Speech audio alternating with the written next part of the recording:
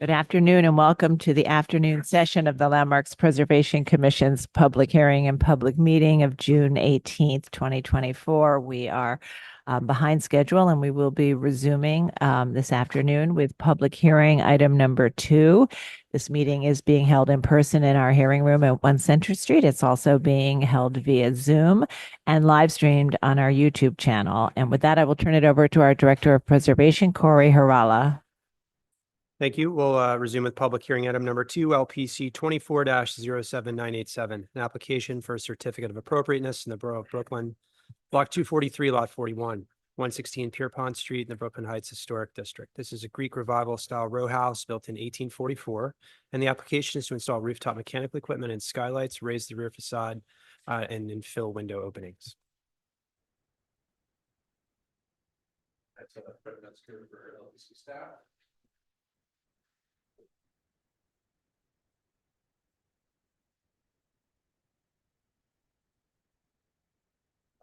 So you'll see some part of this presentation will also include some work that'll be extended. There's a second roof terrace, which is visible right there. But because of the construction of this roof terrace, that rear wall will become part of the parapet for the right.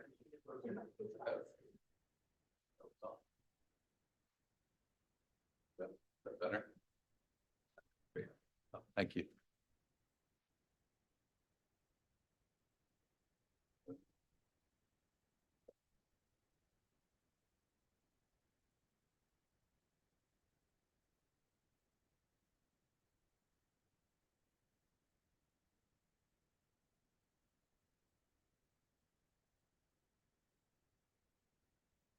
Sorry about that. Apologies. So first slide is that's 116 here, the subject property, and this district map.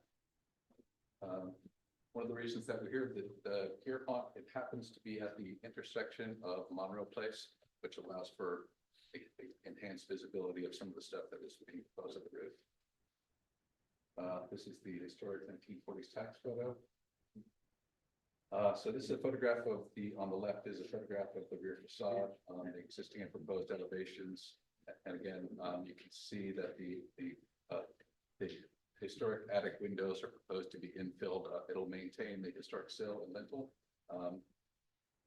The lintel is just a recessed piece of wood. It's shown in the next slide in the section, and you can see some of the mechanical equipment that's being proposed as well.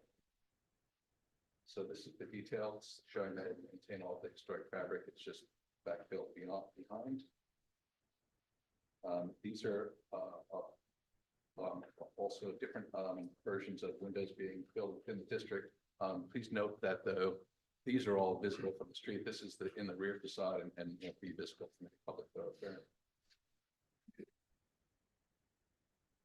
This is the view of the mock-up. So there's the mechanical equipment on the left. Photo on the left. On the right is a photo of the two proposed skylights that have been taped up onto the roof. I'll take you through a series of views. So from directly across the street, none of that is visible. But as you move back down Monroe Place, there is some minimal visibility. So on the left is the photo from, and on the right is the zoomed in, and you can see just below the light fixture, you can see the mechanical screen wall peeking out. Clearly it's seasonal. There's a lot of trees on this block. As you get farther back, you can see just a hint of the mechanical screen wall. Moving further on Pierrepont, you can see just a hint of it, and we're at that point, 500 feet away. Just an additional view. And then this is kind of the minimal seasonal visibility where you can see the slope roof, and there's the two smaller dots are showing where the location of proposed skylights are, and the larger red rectangle is where the mechanical screen would be. And then this is just a view of the rear facade of what the proposed would look like. Then existing and proposed, showing that it won't be visible from directly across the street. And existing and proposed attic plan and roof plans. All right. Ilya Vilnitz is here. He's the architect and answering questions. Okay, thank you. Commissioners, do we have any questions? Yes, Commissioner Chu. There's an existing roof pitch. You're putting a skylight on the street facing side, on the pitch, and on the rear, you're altering the facade slightly. On the rear. Or the roof. On the rear, they're carving out. the Right. Roof to make a Okay. roof terrace, correct? And then there's a condensing unit also on There the is, on the far side of the roof. There. And the sort of the cutout of the roof is technically something eligible for a staff level Right. approval, but the windows at the rear facade are being, top floor are being infilled. And that is before us because there's a view of those windows. But they're being infilled with brick, maintaining the sill and set back, the infill is set back from the rest of the brick facade. All right, the little upper portion of yeah, the the little window. attic Is there a window. view other than the axon? Okay. Just want to see it. There is included an existing and proposed elevation Okay. that you can see, and there's a photograph of the backyard. Thank you. Yes, Commissioner Jefferson. What's the ceiling height of your living room? On the- It's approximately 9 feet in that newly created area in the center of the attic. And just state your name for the record. So it's Where it's flat, it's 9 9 feet, okay, thanks. Okay, any other questions? All right, let's see if we have public testimony. Is there anyone in the room who would like to speak on this item? Noting that there isn't, I'll turn it over to Gregory Kala to see if we have any remote participants. Thank you, Chair Carroll. We have a couple of remote participants currently with their hands raised. The first person we'll be hearing from is Judy Stanton from the Brooklyn Heights Association. Judy Stanton, I'm promoting you to panelist right now. Please unmute your line and state your name for the record. You'll have 3 minutes to speak. Thank you.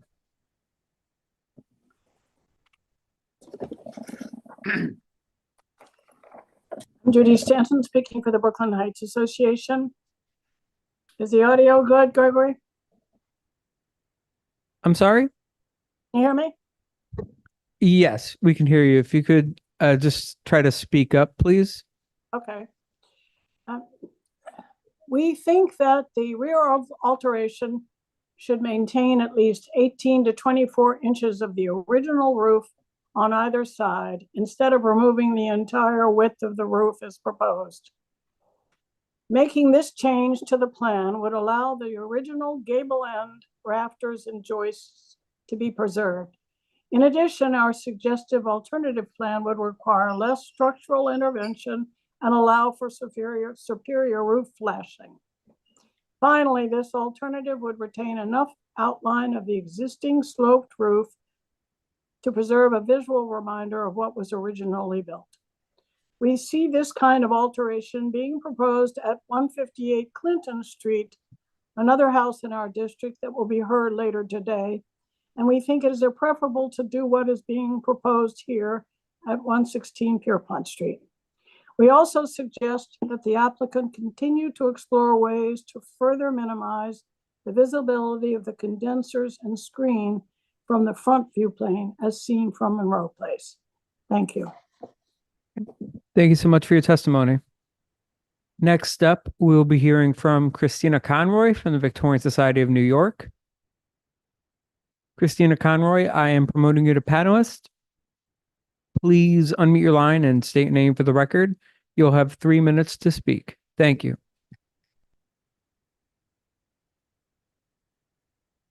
Good afternoon, Commissioners. I'm Christina Conroy for the Victorian Society in New York.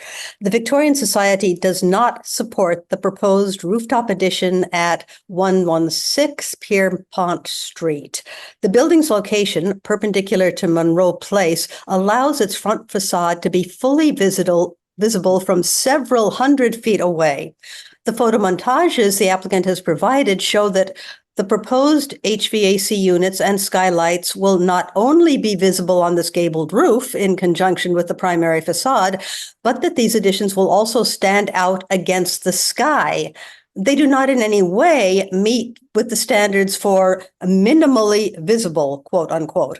These additions will diminish this building, this block, and the Brooklyn Heights Historic District. We urge the commission to deny this application. Thank you. Thank you so much for your testimony. I do not see any additional hands raised in our attendees list. So I will note for the record that we received a letter recommending approval from Brooklyn Community Board 2 and a letter recommending denial from one individual. And with that, I'll bring it back to you, Chair Carroll. All right, thank you very much. So I'd like to ask if you'd like to respond to the comments we've heard. Regarding first comment about maintaining the first 18 inches, I believe the terrace scope is a staff level. The terrace scope is a staff level approval, so I don't think it's the subject of this hearing. Regarding the visibility of the condensers, we initially had 2 larger condensers. We've already downsized to 4 smaller condensers, and we, shifted them on the site away from visibility to minimize visibility. So I think we've taken those comments and responded to them already, and they're actually going to be enclosed in a screen which will be painted called Benjamin Moore Sky Gray. So with the intent of blending in with the sky, so that they're minimize visibility. All right, thank you. Commissioners, do we have any final questions? Yes, Commissioner Jefferson? I don't see a page number, but in large view, I'm questioning the visibility, and Yeah. I'm not quite So sure. it- That's use, This one on the right-hand side The key is is located to it's a on the copy right of the side. left-hand side, right?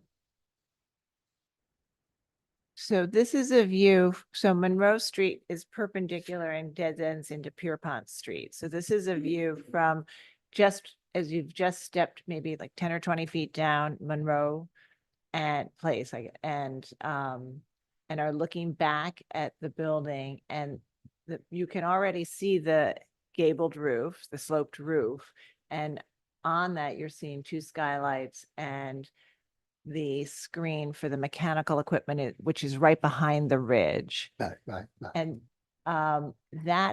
this is probably the view of maximum visibility, because as you move further down Monroe Place, you get farther and farther away, and it's hard to distinguish what you're looking at, I think.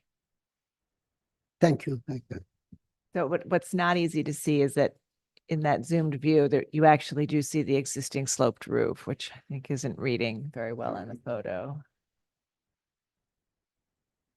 All right. A quick question. Yes, Was it Commissioner ever Chu. explored to put the units in the backyard? It was, we're not sure if it's a permitted obstruction by zoning standards in a rear yard. So that's something that we need to discuss with Department of Buildings. Some districts, you're not allowed to put units in the backyard.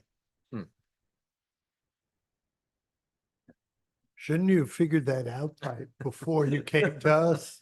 I don't mean to be pushing, but if that is a possible solution, it'd be good to know if we could do that. I mean, essentially, you're just running the line to another location. And the units would just be down at grade in the yard and you would see them. I mean, I guess to further help us understand the potential for a success on this, you haven't spoken to DOB about it at all, or so, but are you concerned that it may be an unpermitted obstruction I need to do more based on research. your experience? And I've heard local, anecdotally that people have been doing that, but I need to do more research. But I know there's a very detailed list of what can and can't go in those units. So just need to make sure that mechanical equipment can. Okay. All right, so I guess, Mark, we have to,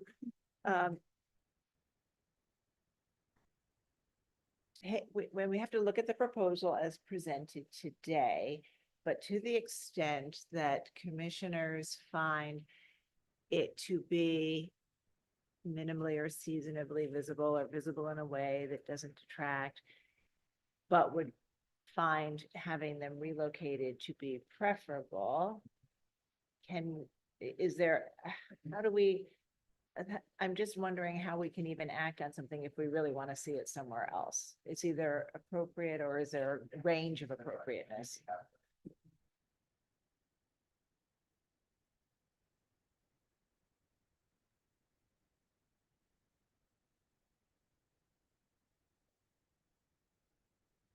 Okay.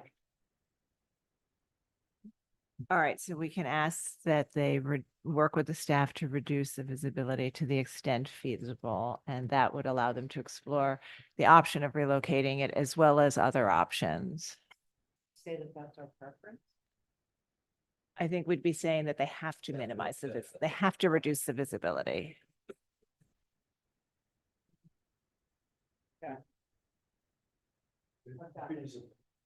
Right. Okay. All right, so we've got and I guess another thought is the screen required for sound or other reasons, or is it just to sort of keep it a clean appearance? That's a zoning requirement. It's a zoning requirement, okay. Okay. All right, so why don't we close the hearing and begin our discussion? Commissioner Jefferson, would you make a motion to close the hearing? So move. Thank you. Commissioner Chu, would you second that motion? Second. All in favor, say aye. Aye. Aye. Any opposed? Okay, so at the front facade, we're looking at the two skylights and the mechanical equipment and the screen. And at the rear facade, we're looking at infilling the 3 attic windows. And that, again, that infill will be set back to preserve a sense of the opening, and the sills will be retained. So we'll begin our discussion. Commissioner Ginsburg, would you like to start this one? Okay, I think the skylights are all right. I think the work in the rear is all right. And my one comment is trying to work with staff to minimize the mechanical equipment to, if possible, put it in the rear yard if zoning permits that. And if not, every way that it can be reduce the visibility. And with that, I can approve it. Okay. Commissioner Chen? Just like Commissioner Ginsburg said. Okay. Commissioner Lutfi? All right. Does anyone else have any different suggestions? Okay. All right. So why don't we go ahead and make that motion? With regards to LPC 24-07987 116 Pierrepont Street, Brooklyn Heights Historic District. A Greek revival, style row house built in 1844. Application is to install rooftop mechanical equipment and skylight, raise the rear facade, infill window openings. I note that the building style, scale, material, and details are among the features that contribute to the special architectural and historic character of the Brooklyn Heights Historic District. I recommend approval with modifications that the proposed rooftop modifications, including the installation of skylights and the mechanical equipment and screening above a new sunken rear terrace at the moderately sloped roof, will not be visible from directly across the street and will only be visible at a distance from the north on Monroe Place. That the simple design and materiality of the sound attenuation enclosure featuring gray metal slats will blend in with the surrounding roofing material and will be seen in the context of other rooftop accretions found throughout the historic district.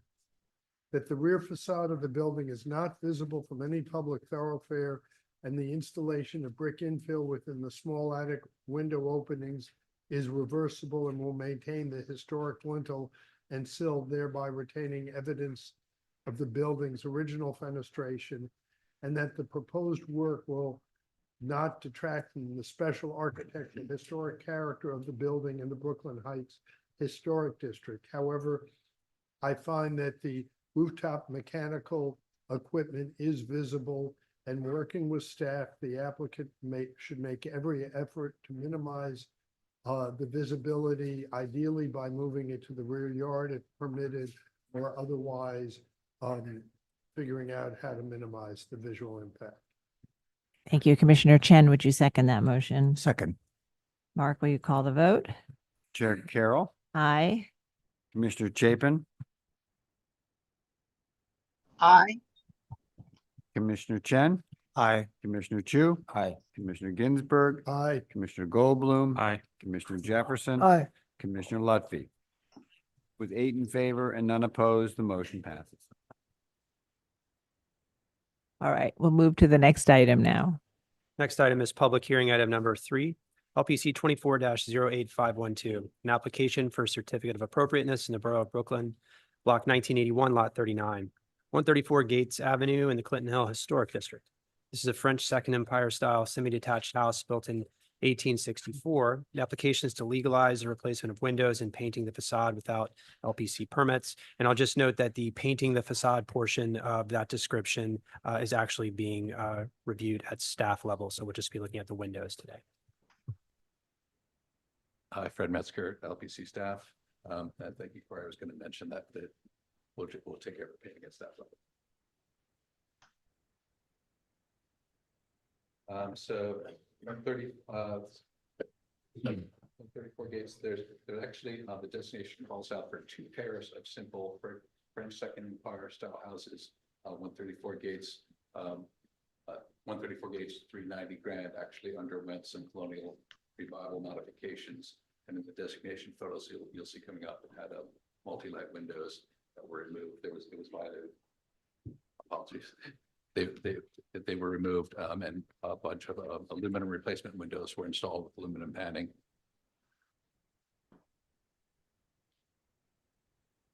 So this is the 390 Grand side of 134 Gates, and this is one of the 4 French Empire style homes in this designated. There's the district map.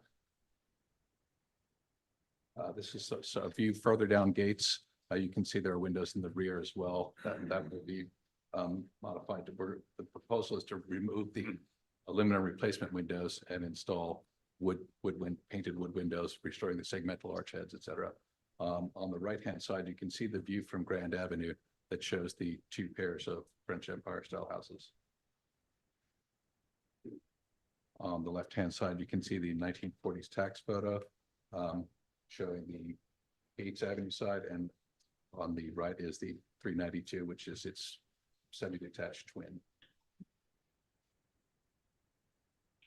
These are the designation photos showing the colonial style windows that had been infilled and subsequently removed. These are some images of the aluminum replacement windows and aluminum padding that was installed. This is an image of the aluminum padding being removed so that we can actually see there is some historic brick mold that is plans to be retained, restored, or replicated. So on the left, you'll see there's several segmented arch windows that have been infilled with the aluminum. The proposal is to actually restore those. And on the right, there's some windows that will be supposed to be just double hung. The aluminum window detail on the left and the wood window detail on the right. Here's the 392 Grand Avenue, which is the other address. That is the direct neighbor. So you can see that one has been installed with all 1/1 double hung wood windows. And on the right is the 394 and 396, the other pair. And you'll see a combination of 2/2 and 1/1, but both were indicative of Second French Empire style. We have the applicant, Joseph Nebbiolo, bare flow windows here. Okay, would you like to come up and state anything? Just state your name to start, and then you can add anything you'd like. Joseph Nebbiolo, Airflow Windows. Okay. All right. So as we understand it, at the time of designation, there were multi-light windows that were not original to the building, but part of a later alteration. And those were subsequently replaced without permits. And this proposal seeks to correct that violation by removing the panning and installing new 1/1 double hung windows that would match the neighbor and would replicate or keep the existing brick mold that is underneath the panning Correct. and would also conform to the arched openings. Correct. There'll be aluminum, right? Or there would, okay. Yeah, and really this application it meets the staff rules in many ways, except for given the age of this building, even though 1/1 is a perfectly appropriate configuration for Second Empire of later dates, we believe this one may have been a little early for that, likely had 2/2. This also had that second historic layer of alterations that brought in those multi-light windows and other facade alterations. So exactly what to restore this to was a question. And again, the staff didn't think 1/1 was the actual original historic window. So applying the rule was difficult with the two periods in play here. So really it does meet the staff level rules in terms of material, operation, finish, and details. It's really just that 1/1 configuration in this case. Well, it may have been, but of a different configuration, not the one that you see today, but those are historic from that later period, and they're going to retain the ones at the parlor floor, but replace at the floors above and on the rest of the longer side facade. No, there's the staff rules for secondary facades, even when visible, are less demanding and really only require a couple of the criteria I mentioned, and so that's with the staff. Okay. Any other questions? All right. Is there anyone in the room who'd like to speak on this item? I'm noting that there isn't. I will turn it over to Gregory Kala to see if we have any remote participants. Thank you, Chair Carroll. We have a couple of remote participants with their hands raised. The first we'll be hearing from is John Graham from the Victorian Society of New York. John Graham, I'm promoting you to panelist right now. Please unmute your line and state your name for the record. You'll have 3 minutes to speak. Thank you.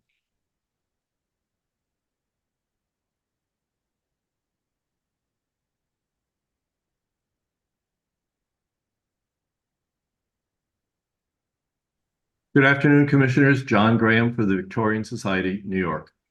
Once again, we're compelled to note that the presentation materials are so unclear, we can't understand the scope of the project, what work is in violation, and what work is to be corrected. The agenda description says application is to legalize the replacement windows and painting the facade, but there are drawings of proposed replacement wood windows that appear to be appropriate and eligible for a staff permit. Are there other windows in violation that are not proposed for replacement? Which ones? We can't tell. It's also obvious that the house was painted at the time of designation. What about the existing paint scheme is in violation? What were the pre-existing and historic colors? On what basis is appropriateness to be determined? We see pictures of historic brick mold under aluminum panning, but no notes about what's to become of it. Some of these questions may be answered at the hearing, but it's too late for us to prepare meaningful testimony. We are perplexed and disappointed that such inadequate presentations are being calendared for public hearings. A simple count of the windows would have been extremely helpful. Thank you so much for your testimony. And next up, we'll be hearing from Lucy Levine from the Historic Districts Council. Lucy Levine, I'm promoting you to panelist right now.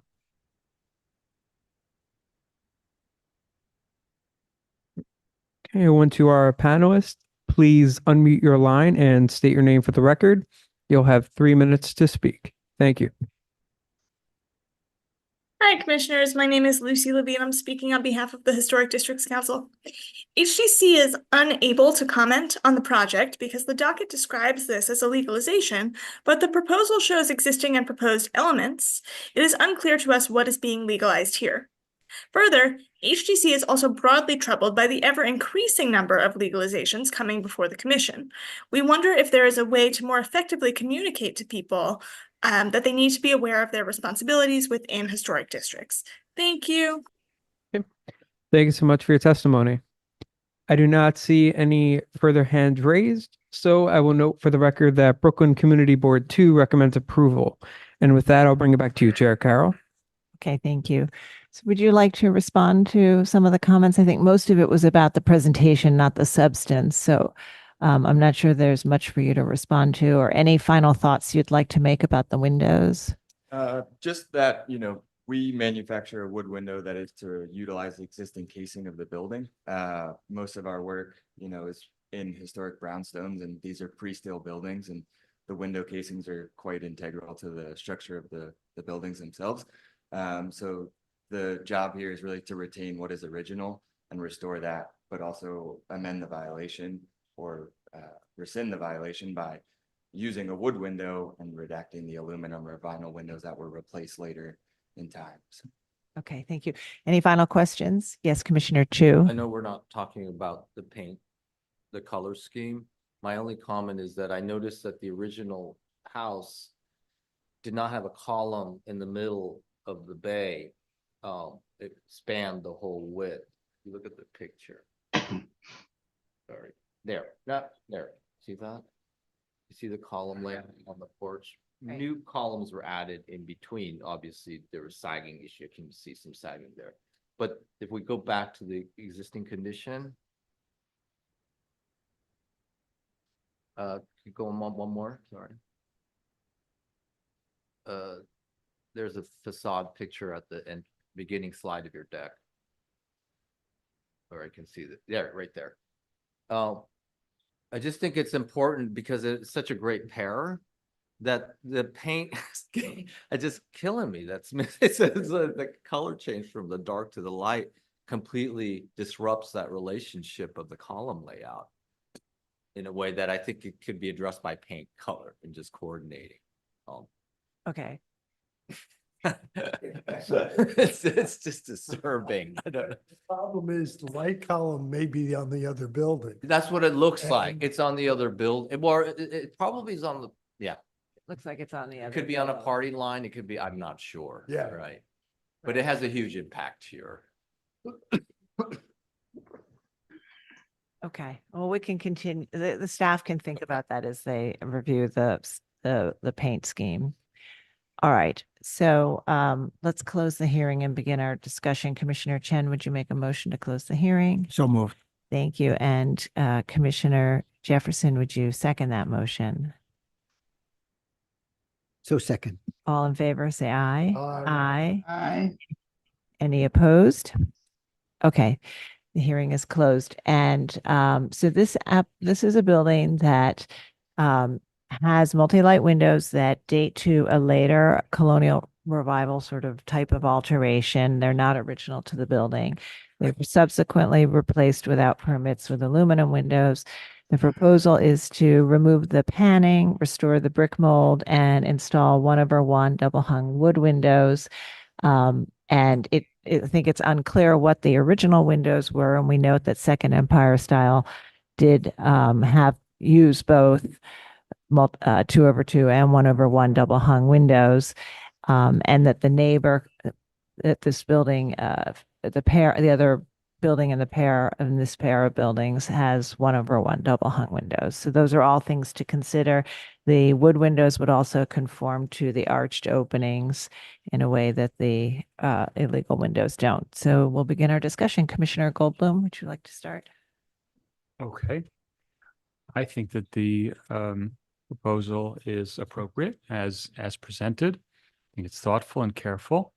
I think that Stephen's idea about suggesting the staff to work on the paint scheme is a good idea. I mean, these buildings are all about, being the same and kind of matching and looking bigger and more grand by their extension. So when someone kind of does something like that, it's unfortunate. And I think that the same consideration should be given to the windows. I was kind of curious about the 1/1 versus 2/2 thing. And it looks like the neighbor has the squared off heads, so they probably are not original windows either.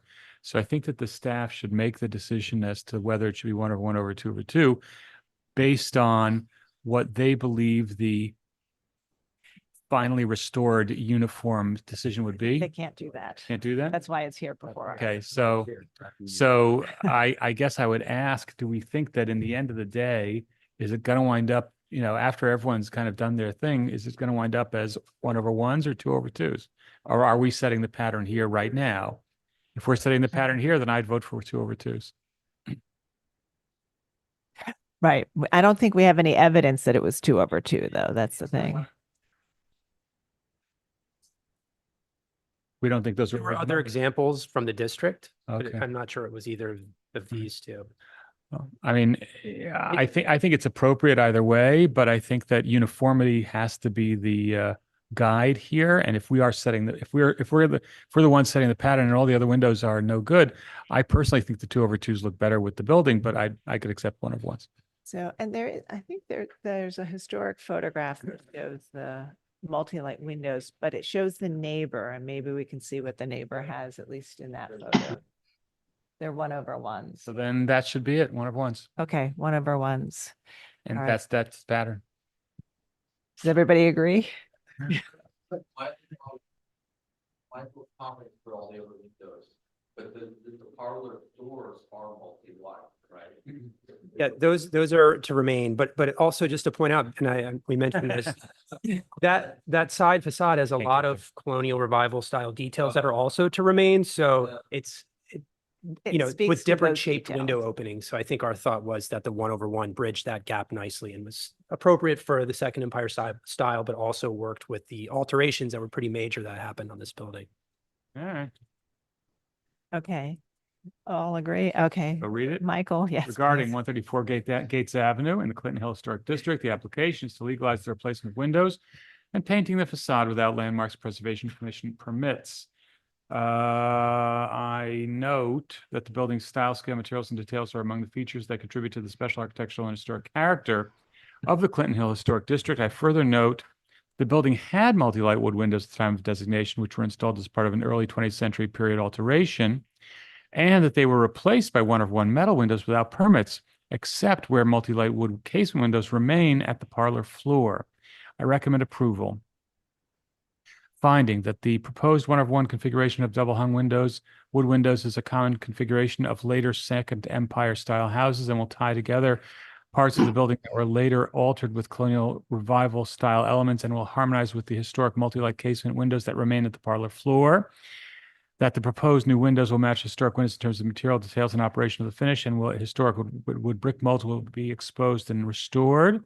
That the proposed work will not detract from the special architectural character of the building and the Clinton Hill Historic District. And the applicant will work with staff to consider having the paint be a different color. Right.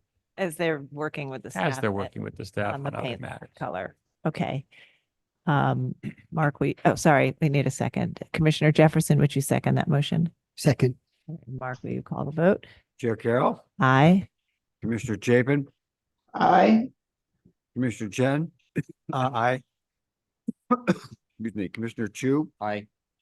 Commissioner Ginsburg, Aye. Commissioner Goldblum, Aye. Commissioner Jefferson, Aye. Commissioner Lutfi. Aye. With 8 in favor, none opposed, the motion passes.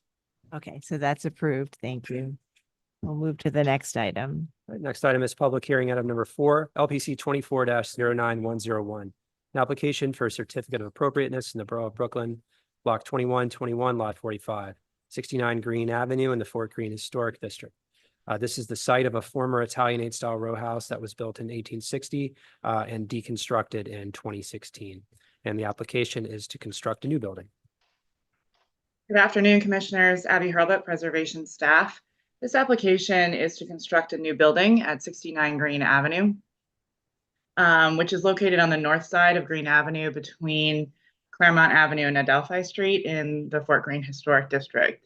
Now, for background on this project, in 2015, the Commission approved reconstructing the original building, which you can see here, which was present at the time of designation, to address severely deteriorated structural issues as identified by the Department of Buildings. That approval was granted with the condition that historic materials, including the cornice, sills, lintels, and brickwork, be retained for reinstallation. During deconstruction, these materials were not retained and a violation was issued. So the building was never reconstructed and that approval subsequently expired. So the proposal before you today is to construct a new building, very similar to what was approved by the Commission in 2015, with minor adjustments based on the current conditions, which include 2 new LPC approved buildings on either side that have been completed, which you can see here. The applicant is here to discuss the details of the proposal. Eric, make sure you state your name for the record before you begin, and you can advance the slides using your the up and down arrow keys. Hey, thank you, Abby. Thank you, commissioners. My name is Eric Safyan, and my colleague Kevin Kaler from Eric Safyan Architect PC. We're the architects on this proposed new building, and just to give a brief background, we did come in with our client, you know, having ownership of the vacant lot.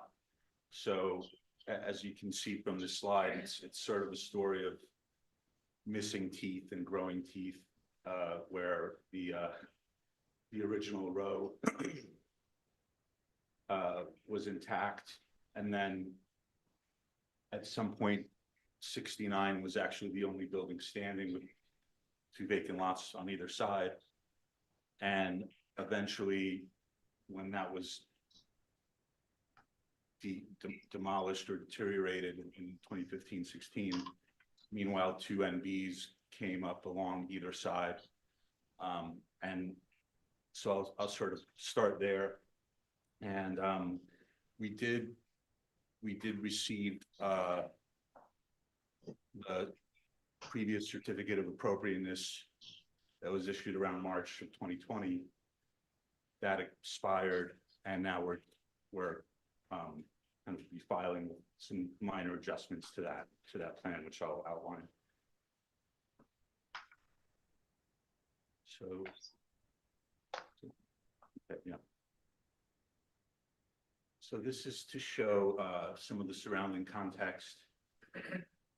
We're mid-block on Greene Avenue, and there's part of this row with other taller multifamily buildings in the neighborhood. There's, as you can see in number 10 on the west side of the street at Adelphi, there's a bit of minor visibility from the side, which is mostly blocked by a tree, by multiple trees that we'll see the visibility studies afterwards. And then other no visibility, since other new buildings and townhouses were built since then. Here's the block, just in context to get a sense of scale.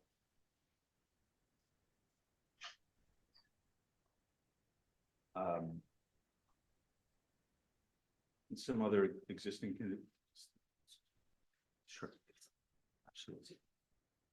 Other existing photos of the vacant lot itself, some views of the streets, and a shot of the 2 new buildings on either side. You can see 67 on the left side is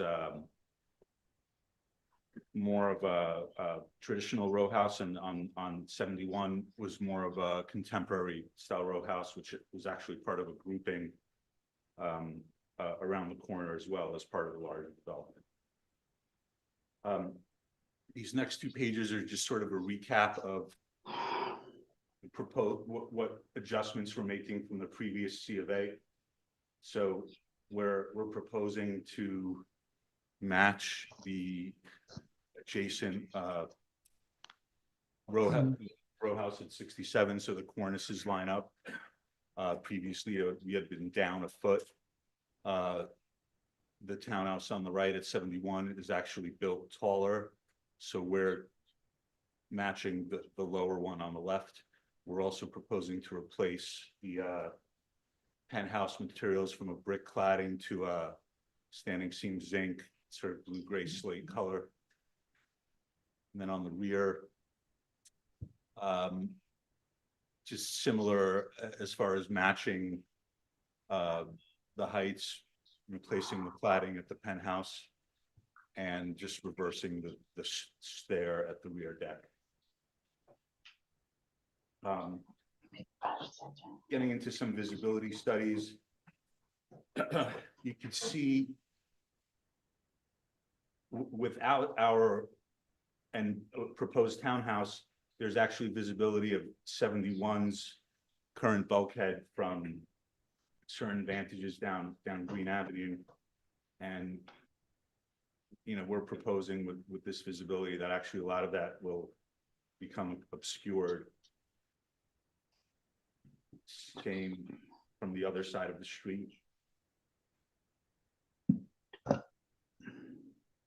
And then views from further down, sort of catty corner, diagonal views.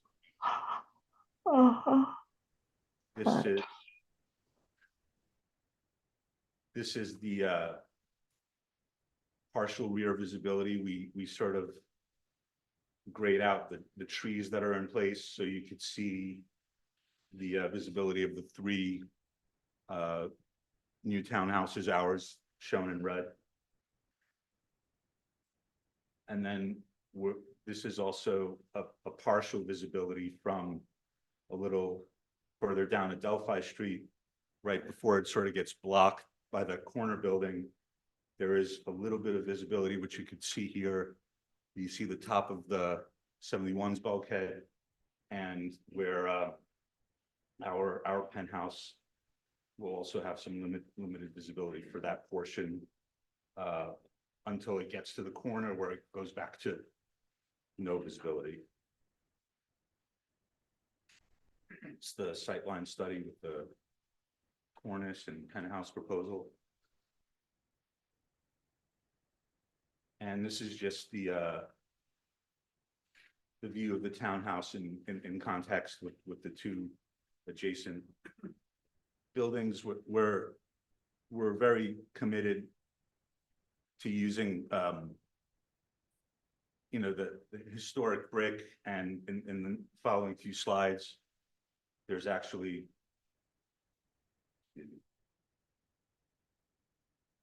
just to go back to show the rear facade as well.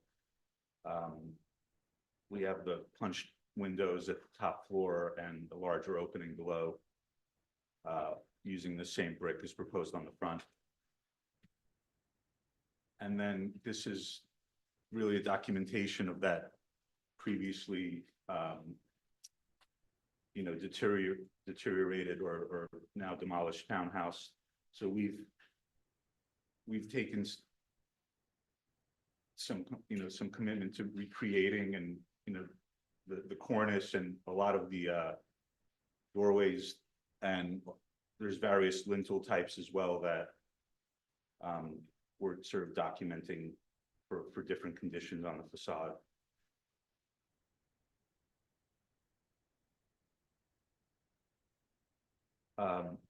Further, we're proposing to recreate a historic iron fence for the gateway and the stoop railings.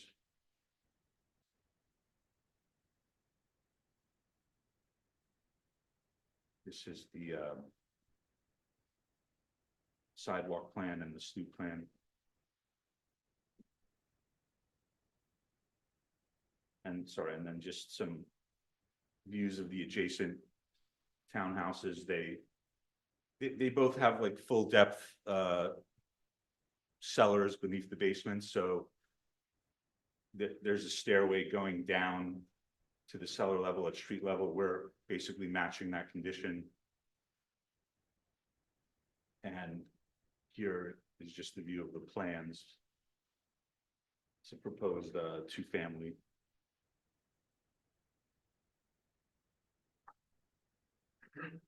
Plan. Okay, penthouse plan. Thank you. All right, thank you. Commissioners, do we have any questions? Yes, Commissioner Jefferson. Just one question on your penthouse. Why do you need two ladders? I'm sorry. Can you, You have two ladders on your penthouse? it's the FDNY requirement for the front to get up, and then another ladder to get back down. So it's DOB FDNY requirement. Okay, thank you. Any other questions? Let me check Diana. No. Okay. Is this a cavity wall construction? Like, is this the cap? The brick, is the brick gonna be a cavity wall? Yes. construction? Yes. Thanks. Real true brick. Thank you. All right. Any other questions? Okay. Let's move to public testimony. Is there anyone in the room who'd like to speak on this item? Noting that there isn't, I'll turn it over to Gregory to see if we have any remote participants. Thank you, Chair Carroll. We have one remote participant with their hand raised, that being John Graham from the Victorian Society of New York. John Graham, I am promoting you to panelist right now. Please unmute your line and state your name for the record. You'll have 3 minutes to speak. Thank you.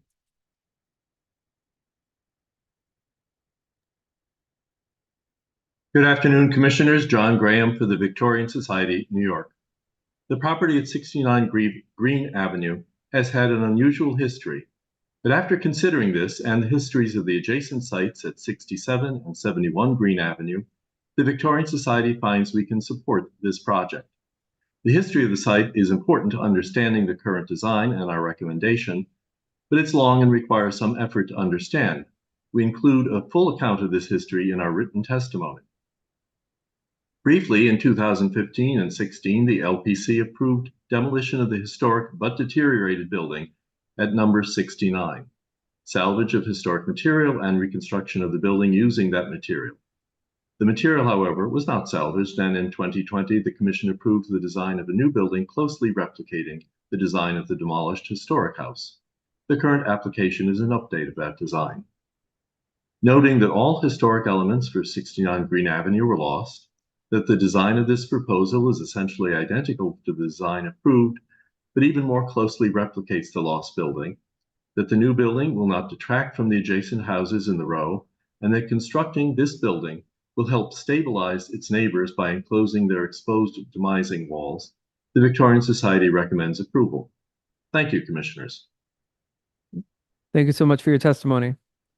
I do not see any additional hands raised, so I will note for the record that Brooklyn Community Board 2 recommends approval.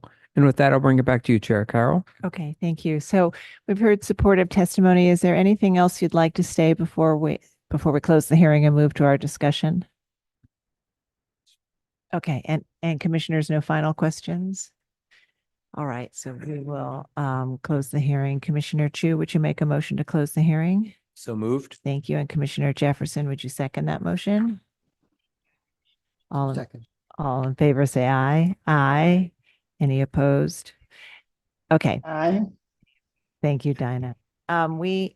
We've heard this history that this was a site that had a row of buildings, and at the time of designation, there was one standing, this building, and at some point, the Department of Buildings issued a demolition order.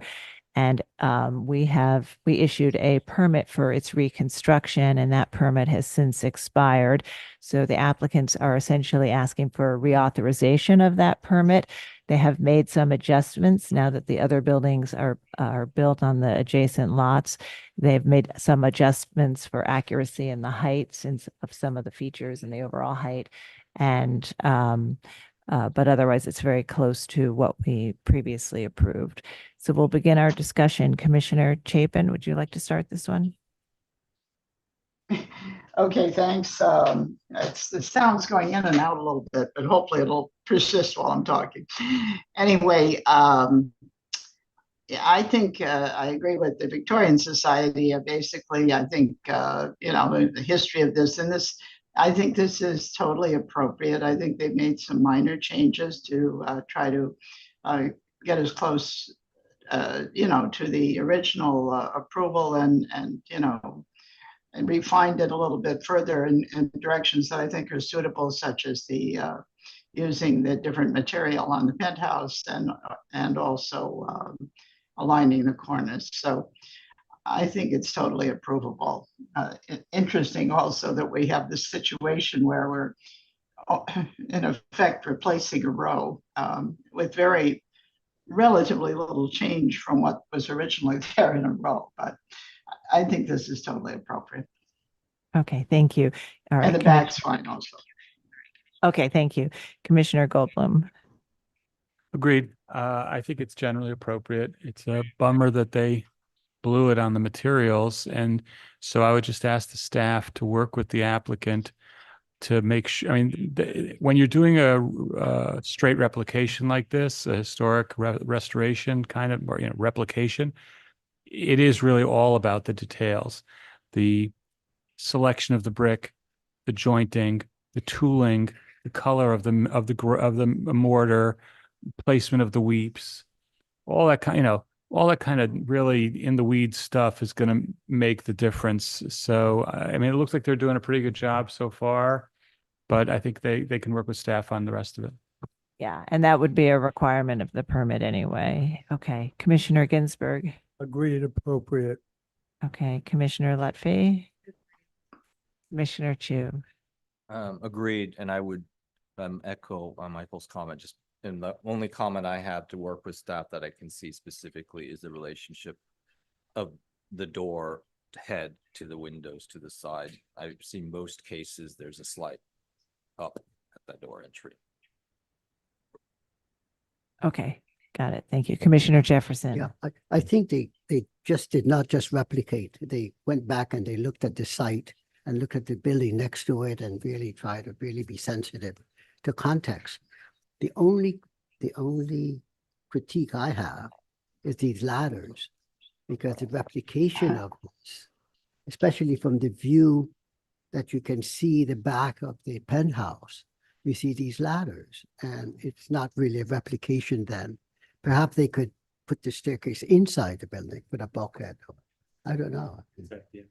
It's We've seen it on a lot of. You can't do it anymore? Oh, okay. The only way you could get around it is if they made an aisle that was 5 feet wide that went front to back. Oh, okay. They want to do one side of it. Drag it. Well, that. okay. All right, thank you. All right, so I think we can make a motion to approve this. Commissioner Chapin, would you read the motion? Yeah, it's just going to be as presented, correct? As presented, and as always, the approval will be contingent upon the staff looking at all of the details and requiring review and approval of samples of the materials and the mortar and all of the other relative details on the site. So that comes with the approval anyway. Okay, thank you. In the matter of a certificate of appropriateness, Borough of Brooklyn, LPC 24-09101, 69 Greene Avenue, Fort Greene Historic District. The site of a former Italianate-style row house built circa 1860 and deconstructed in 2016. Application is to construct a new building. I note that the former building's style, scale, materials, and details were among the features that contributed to the special architectural and historic character of the Fort Greene Historic District. Staff also notes that certificate of no effect 185707, LPC 185246 was issued on May 10th, 2016, approving the dismantling of the building to address severely deteriorated structural issues as identified by the Department of Buildings, with stipulations that certain architectural elements be salvaged and reused in the reconstruction. However, these elements were ultimately lost. I recommend approval, finding that constructing a new building to replace the previously demolished historic district building on this empty lot will eliminate a gap in the street wall, that the proposed height and massing of the building will be consistent with the historic building that was dismantled, as well as neighboring buildings and buildings typically found mid-block throughout the historic district, and will provide a harmonious transition between the two modern buildings adjacent to the site. That the proposed primary facade, featuring a brownstone stucco basement and stoop, brick at the upper stories, punched window openings with cast stone sills and lintels, and a decorative fiberglass cornice will closely match the historic elements of the historic house in terms of design, profiles, and details. That the proposed areaway design will match the areaway and base conditions at the neighboring building, 67 Greene Avenue, in terms of configuration, materials, details, and finishes, and will feature Italianate-inspired ironwork, thereby reinforcing the unity of the row houses in the streetscape. That the rooftop penthouse will be set back from the front and rear facades and will not be visible directly over the front facade.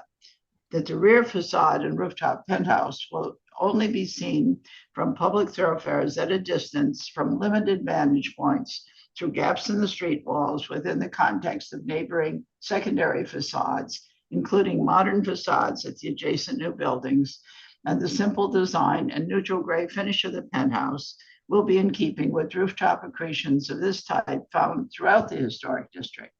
That the materials, simple design, solid to void ratio, and size and proportions of masonry openings at the rear facade will be in keeping with the residential scale and character of buildings in this block, and will read as a harmonious background element when seen in the distance from public thoroughfares. And that the proposed excavation will be designed and built in compliance with Department of Buildings regulations under the supervision of a licensed professional engineer to protect the building and the adjacent buildings, and that the proposed new building will enhance the special architectural and historic character of the Fort Greene Historic District, and that the applicant will work closely with the staff on all details and materials and other matters involved in construction of a new building. Thank you. And Commissioner Lutfi, would you second that motion? Second. Mark, will you call the vote? Chair Carroll, Aye. Commissioner Chapin, Aye. Commissioner Chu, Aye. Commissioner Ginsburg, Aye. Commissioner Goldblum, Aye. Commissioner Jefferson, Aye. Commissioner Lutfi. Aye. With 7 in favor, none opposed, the motion passes.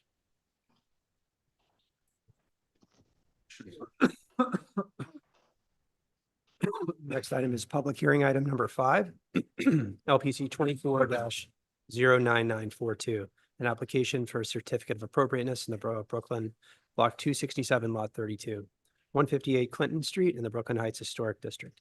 This is a Greek Revival style row house built in 1847. The application is to construct a rear yard addition, alter the roof, and replace windows.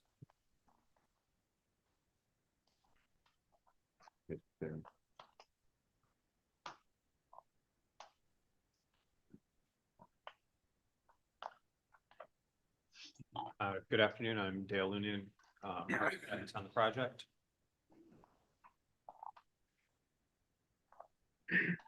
Okay, so 158 Clinton Street. To start, we have our tax photo on the left and the existing condition of the building on the right. This public hearing isn't really about the front facade, although it will be restored as part of this project. Here we have the block map and views going about the block. There is one area on Aiken Place where there is a small vantage point where there's visibility to the secondary rear facade of our townhouse. You can see that in image 3, and we have a zoom in of that in a second. Okay, so this is a project that we previously presented to the commission last year, and it was approved. That approved project is on the left here. You can see there was a 3-story rear addition as part of that, and a attic level dormer that was part of that project.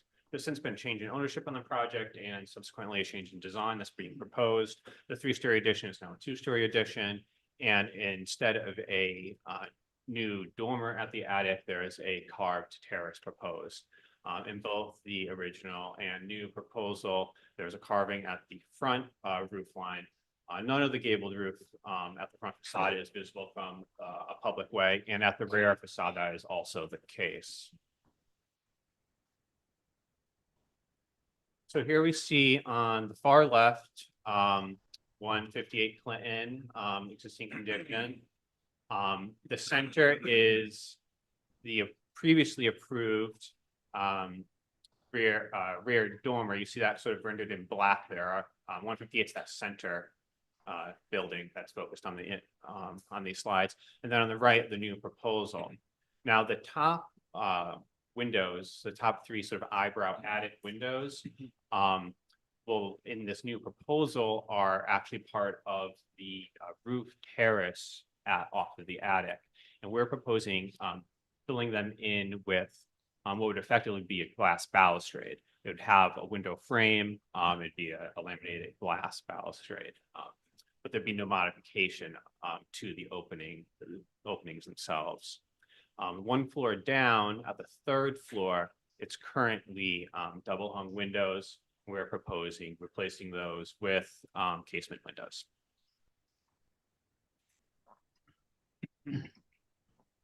So here we see a section through the building. The heavy red dash line is the existing section through the existing building, where there's currently a 1-story addition only at the garden level. On the left was the previously approved proposal of 3 stories, and on the right, the current proposed design of 2 stories. And here are the facades. On the left, existing, in the middle, previously approved, and on the right, current proposal. You also see the window condition that's being proposed and the rear terrace. And then we just have some plans for reference purposes. Here's a front facade as well. We can refer to the if we need to for the purposes of discussion of the previously approved and new proposal. And another section previously was an elevator in the building, but didn't really come into conversation for public hearing purposes. But anyway, on the left is previously approved, on the right, the current proposal, very similar to the previous section. And that is the proposal. Thank you. Any questions? All right, not seeing any questions. We will move to public testimony, and there is no one in the room to testify, so I will turn it over to Gregory to see if we have any remote participants. Thank you, Chair Carroll. We have one remote participant with their hand raised, that being Judy Stanton from Brooklyn Heights Association. Judy Stanton, I'm promoting you to panelist right now. Please unmute your line and state your name for the record. You'll have 3 minutes to speak. Thank you. Hi, I'm Judy Stanton here for the Brooklyn Heights Association. We support this application. We think the changes from the previously approved proposal are appropriate. We believe the plan for the rear alteration, which maintains a small portion of the original roof on either end, is the right approach for this type of roof modification. The project's lead architect, Anne Marie Labano, is a member of our committee and did not participate in our evaluation of this project or the preparation of this testimony. Thank you. Thank you so much for your testimony. I do not see any additional hands raised, so I will note for the record that Brooklyn Community Board 2 recommends approval. And with that, I'll bring it back to you, Chair Carroll. All right, thank you. So we have supportive testimony. Do you have anything you'd like to say before we move to our discussion? Any final statements? No final statements, but happy to be here and answer any questions you may arise. Thanks. Yes, Commissioner Chu.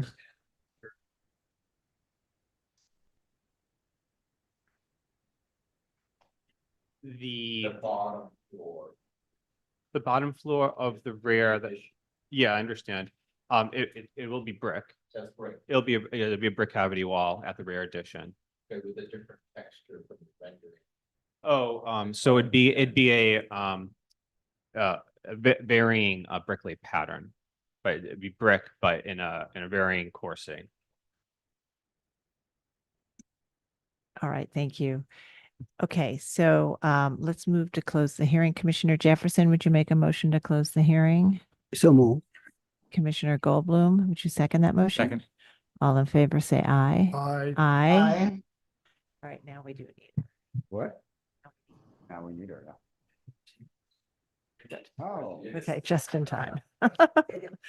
All right, okay. So this is a new proposal for 158 Clinton Street, a project where we previously approved. No, we're about to vote. Oh, okay, on this one. Okay, I know this. So the commission previously approved a dormer on the rear facade and a three-story rear yard addition with a bay window. And the scheme today is to, rather than doing a dormer on the front facade, to do a cutout as we saw earlier today, similar to the application we saw earlier. And at those attic windows, they would install glass. And the proposal then also amends the previous proposal for the rear yard addition by lowering it one floor. And then the top floor, the windows will be installed with single pane windows, which is different than the previous approval. So the portion that is visible is the top floor and then the attic floor windows above that. And I think that's the only part of this application that's visible. Is that right? Yeah. Okay, so we'll begin our discussion. Commissioner Ginsburg. This seems totally reasonable and I don't have any comments. It's appropriate Okay, as far Commissioner. as I'm concerned. Thank you. Commissioner Lutfi. Okay, Commissioner Chu. Agreed. Does everybody agree? Agreed. Yep. And Agreed. Commissioner Chapin? Great. Yes. So I think we're all in agreement and we'll go ahead and make the motion. With regards to LPC 24-09942, 158 Clinton Street, Brooklyn Heights Historic District, a Greek revival style row house built in 1847. Application is to construct a rear yard addition, alter the roof and replace windows. I note that the building style, scale, material, and details are among the features that contribute to the special architectural and historic character of the Brooklyn Heights Historic District. I recommend approval.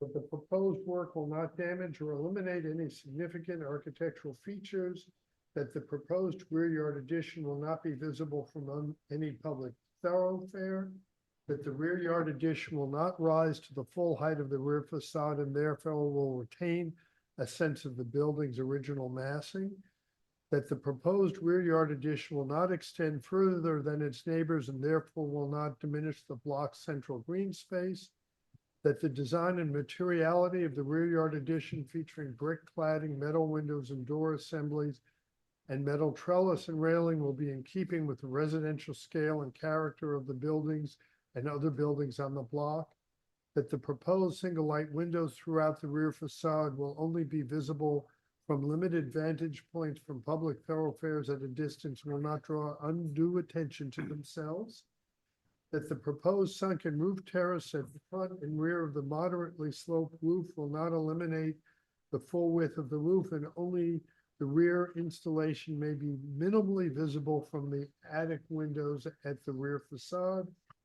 The small attic window openings will be retained in front of the new sunken roof terrace, preserving the building's original fenestration pattern at this visible rear facade.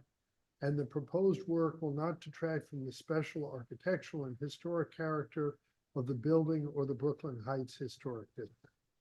Thank you. Commissioner Jefferson, would you second that motion? So second. Okay, Mark, will you call the vote? Chair Carroll, Aye. Commissioner Chapin, Aye. Commissioner Chu, Aye. Commissioner Ginsburg, Aye. Commissioner Goldblum. Aye. Commissioner Jefferson. Aye. Commissioner Lutfi. With 7 in favor, none opposed, the motion passes.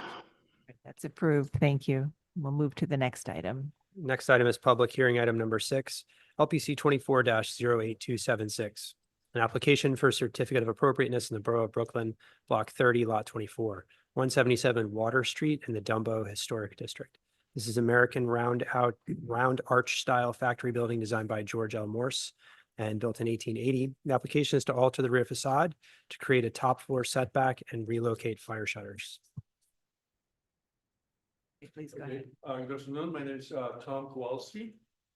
And I will get into the 177 Ward Street. This is a relatively small project, and I'm clicking.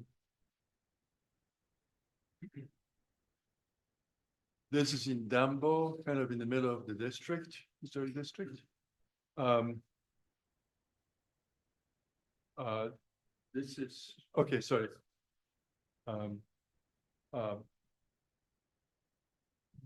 the 177 Water Street is where I'm just pointing here. And the proposed work is at the back, which is here. And there's a slight visibility from Plymouth Street, which is in between those two buildings. This is the axonometric kind of showing the general massing. I'm sorry. Apologize. I will just keep going with this. So what's happening is that this just quick summary is the building was a manufacturing building that's being converted or legalized as a lot for building for live work spaces. And one of the issues that we encountered is that because it's a lot line building, there's no setback, there's no yards or setbacks, et cetera. We ran into a problem legalizing the top floor, which has two units, and the units at the back essentially does not have legal light and air. So, and we did petition to the Department of Buildings trying to use the adjacent lots. We got permission to use that, and unfortunately, the building department, while they're willing to do some interpretation of the light and air in this particular situation, they're sticking to the 5-foot distance, which we just cannot change that. And we could not find a precedent. We find precedents for other things for other workarounds, but not for this one. So we got denied. So as a result, we're proposing setting back. This is the only visible place, which is across the Plymouth Street. This is a kind of picture taken up against the wall on Plymouth Street, and showing on the left-hand side is the existing condition, and on the right-hand side, there are proposed conditions. This is what's it's proposed. There are shutters on the top floor only. Unfortunately, those windows are smaller than all the other windows below, so we could not relocate them. So we're keeping them, and they're going to be. We're proposing to put them on the party walls adjacent to the future terrace, which is on the shown here. And then the remaining two would go downstairs to the Cafe Deli, which is right next to the entrance on the brick wall, so it would kind of similar environment. At the same time, the owner of the building said if there is anybody who needs the shutters, we will be happy to donate them if there is another building that's like missing. So this is the line drawing elevations, kind of documenting what it is. We're reusing the brick to fill in the lower portion of the windows. The glass doors at the back, part of the reason for doing that is that it is in a place where it's not structurally sound for the brick construction. It's kind of replicating the same wall back there. And because it's a sensitive situation with a lot more conversion, we don't want to intrude into anybody's space or even have any kind of accidents happen. In general, the idea is that new exterior would be built completely and sealed before anything gets taken apart. So there will be kind of a seamless operation, and the tenants below would not even know that this is happening. This is just the various plans, visibility, general, because we also cover in this application some other items which are staff level. So that's why the documentation is here. And that's essentially, yeah, that's it. Okay, thank you. Commissioners, any questions? Yes, Commissioner Chu and then Commissioner Jefferson. I guess it's somewhat of a code question too, because this is an exception that you're talking about, push back that facade. Right. You're 5 feet. Okay, I'll go to this. This is the official Department of Buildings interpretation of the Article 7B and multiple dwelling law. Okay. Can Right. you go back to your rendering?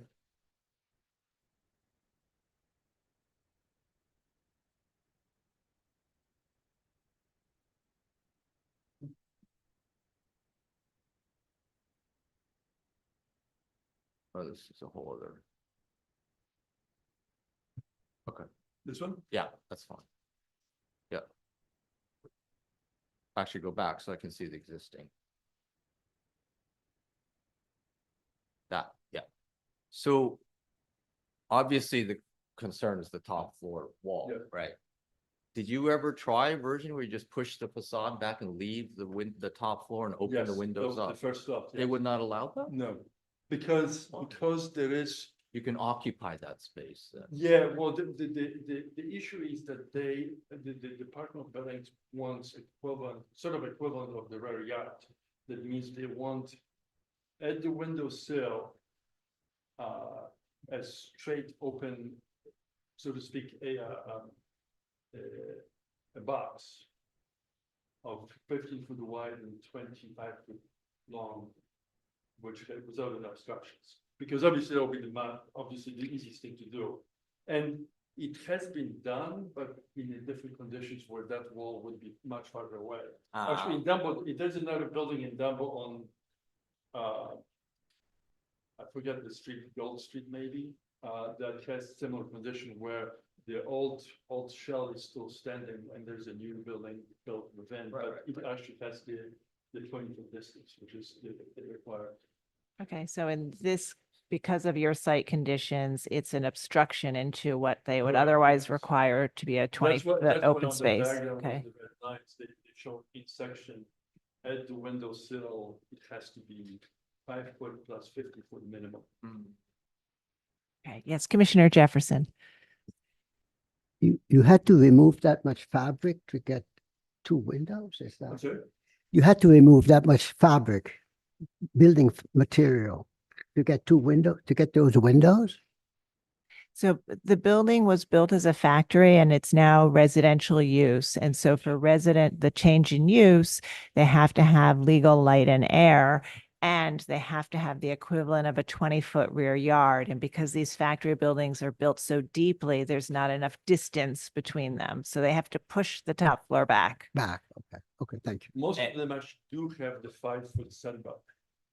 And that's mostly where the 5 foot came from. Commissioner Ginsburg. So you're taking down the fire escape That's a separate thing that I can talk about that, but because there was a letter or a note in the community board review that the people in the 2 floors below had not been informed and were concerned about their safety. Can you address yes, that, please? absolutely, yes. So actually, I've been architect of record for the whole process of legalization. So we have those plans were approved in 2018, and obviously went through the thorough, examination by the building department, and so on. That fire escape is not needed now, and actually doesn't. It's on the adjacent property, so it's in a sense it's kind of in a limbo, in a legal state. But actually, the interesting thing is that fire escape was meant to be temporary. And I dug into some documents, and it was built during the World War II for the duration of the World War, plus 6 months after which it was supposed to be taken down. So it was just a temporary. Somebody was afraid of Japanese or Germans landing there. So this was supposed to be. So the way this was, the easement was made was duration of the war plus 6 months, and then it could stay there till the grantor, which is the adjacent property, files a note, 30 days notice to remove it, which it happened that those people, our neighbors filed this notice also in 2018 to remove it. So legally speaking, the ownership 177 needs to remove it, actually didn't want to remove it. But, Okay, thank you. Any other questions? All right, let's move to public testimony, and I'll note there is no one in the hearing room to speak on this item, so I'll turn it over to Gregory to see if we have any remote participants. Thank you, Chair Carroll. We have a couple of hands raised in our attendees list. The first we'll be hearing from is Doreen Gallo. Doreen Gallo, I am promoting you to panelist right now. Please unmute your line and state your name for the record. You'll have 3 minutes to speak. Thank you.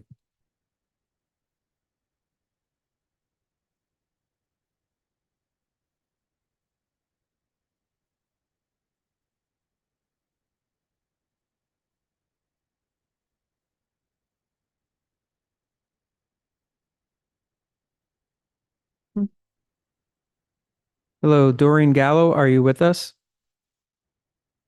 So sorry, I didn't unmute. I'm sorry. I'm going to start again. Can you hear me now? Yes, and if you could please state your name for the record, you could begin your testimony. Thank you. My name is Doreen Gallo, and I created my third floor loft from a raw space and have lived in my live-work loft at 177 Water Street in Dumbo since 1980.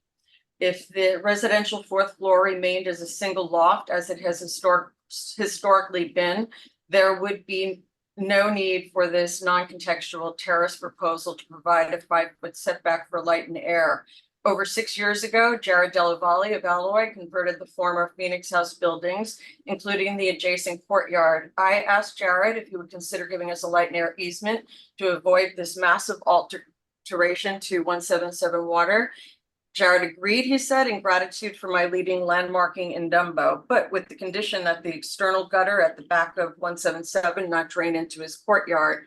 The gutter does not appear in this proposal. Mr. Della Valle recently told me that the gutter may run down the back of the building and divert into the owner's ground floor and drain through their basement.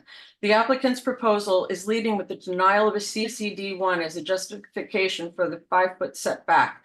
This would only be necessary because of their desired new use, converting a single loft to 2 apartments. The applicant litigated against the tenants for over 6 years against the CCD1, conceding this past January on the condition that the tenants paid the architect to file. By his own admission, the architect told me that he would file, but not put any effort into the application. The applicant with the most to gain didn't file a reconsideration review with the DOB and is instead proceeding with the most disruptive way forward in order to create a new use, 2 apartment rentals. The geometry of the building doesn't work well for that change of use, especially since the back interior ceiling height is only 7 feet at the rear of the building. The rear of 177 is visible from Plymouth Street, the adjacent courtyard, and buildings. At the community board land use hearing last month, the architect testified that the developer, Jared Della Valle, insisted that the fire escape be removed. While it is his right to ask for removal, Jared told me that he would not ask for its removal, and it's our second means of egress. We would not have been covered under the loft law without it. Alloy owns the air rights to 177 Water Street and built the townhouses next door to 177 on the Pearl Street side and knows that this building is structurally tenuous at best. I ask that the commission votes against this proposal instead of the applicant irreparably altering the inherently beautiful simplicity of the rear of this 4-story building with the out of context glass terrace. We ask for a simpler approach. Consider the 4th floor remain a single loft, the same as the other residential floors, instead of being chopped into 2 apartments, and leave the exterior alone and retain the fire shutters where they belong, or proceed with the DOB for a reconsideration application for the CCD1. The 4th floor protected tenant left in 2000. Doreen, I apologize. You've gone over your time. If you could please sum up your testimony. Thank you. I certainly will. Thank you, Gregory. Okay, thank you so much for your testimony. And next up, we'll be hearing from Octavio Molina from the Dumbo Neighborhood Alliance. Octavio Molina, I am promoting you to panelist right now. Please unmute your line and state your name for the record. You'll have 3 minutes to speak. Thank you. Good afternoon, Chairperson Carol and Commissioners. My name is Octavio Molina. I am testifying today on the behalf of the Dumbo Neighborhood Alliance, and I also have resided on the 2nd floor of 177 Water since 1980. Since we began advocating for landmarks designation in the late 90s, I have done extensive photographic documentation of Dumbo. The Dumbo Neighborhood Alliance was founded in 1997 with two goals: preserving historic Dumbo and protecting our creative community by advocating for the loft law. We have had success with both. 177 Water is covered by the loft law and is located in the Dumbo Historic District. It remains one of the few affordable housing units for artists and creatives in the area. Since 1980, each of the 3 residential floors of our building have been occupied as a single loft unit. The applicant is proposing a 5-foot non-contextual terrace setback on the rear of the 4th floor. The setback is only needed because of the applicant's desire to change the internal use from a single loft unit to a 2-unit rental apartment at market rates.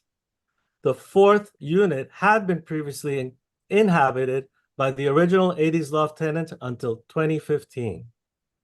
So the rear of the building is visible from Plymouth Street, as well as from the courtyard of 50J, also 68 Plymouth, and the adjacent buildings of 53 and 39 Pearl Street.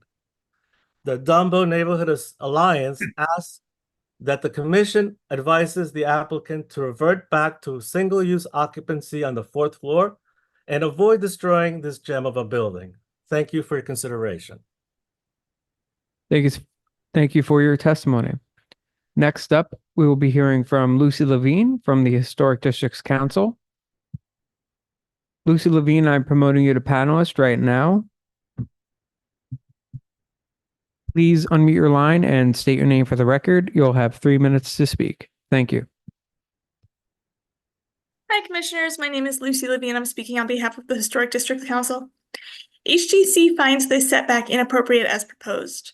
We wonder whether a setback could be achieved while also maintaining the shutters. We ask that the applicant explore retaining the rear wall and situating the setback behind it, thereby leaving the historic shutters in place, if not the window openings themselves. Thank you. Thank you so much for your testimony. I do not see any additional hand raised in the attendees list. So I will note for the, oh, actually, I do see one. John Graham from the Victorian Society of New York. John Graham, I'm promoting you to panelist right now. Please unmute your line and state your name for the record. You'll have 3 minutes to speak. Thank you. Good afternoon, Commissioners. John Graham for the Victorian Society, New York. This historic district is characterized by views of rear and side facades. This phenomenon is caused by the greatly varied scales and heights of buildings, the presence of the off-grid Manhattan Bridge, and occasionally leftover unbuilt bits of land like this one. The impact of the view afforded by the small gap here should not be minimized. It frames nearly the entire rear facade of 77 Water Street. It reveals a classic early commercial building with all its details, including the remarkable survival of all its round-headed iron shutters. It would be inappropriate to remove the entire top floor of this intact facade and relocate the shutters to places where they would be unseen and/or unprotected. The extended parapet is too tall and awkward in its proportions. The new setback facade would be visible and is inappropriate in design and materials to the building. A solution that might be appropriate would be to retain the top floor facade as a masonry screen wall, complete with its window openings and shutters. This would have the added advantage of screening the new facade from view. Another less satisfactory option is to move the shutters to the front facade. The front windows seem to be the same size as those on the back, and they retain their iron receiving hinges. Even then, the extended parapet and new facade at the rear require extensive redesign for them to be architecturally appropriate. Thank you, Commissioners. Thank you so much for your testimony. I do not see any additional hands raised, so I will note for the record that Brooklyn Community Board 2 recommends denial with the following comments and recommendations. Three residents who are long time and current tenants on the second floor and third floors of the building expressed concerns about the removal of the fire escape and the fact that they weren't sufficiently notified or included in planning. The board also recommends the applicant engage in additional discussions with the tenants to resolve their concerns about egress, among others. And the board recommends that the applicant reconsider the proposed sliding glass doors on the fourth floor to be more contextual with the historic segmented arch windows on the lower stories. And with that, I'll bring it back to you, Chair Carroll. Okay, thank you. Would you like to respond to the comments we've heard?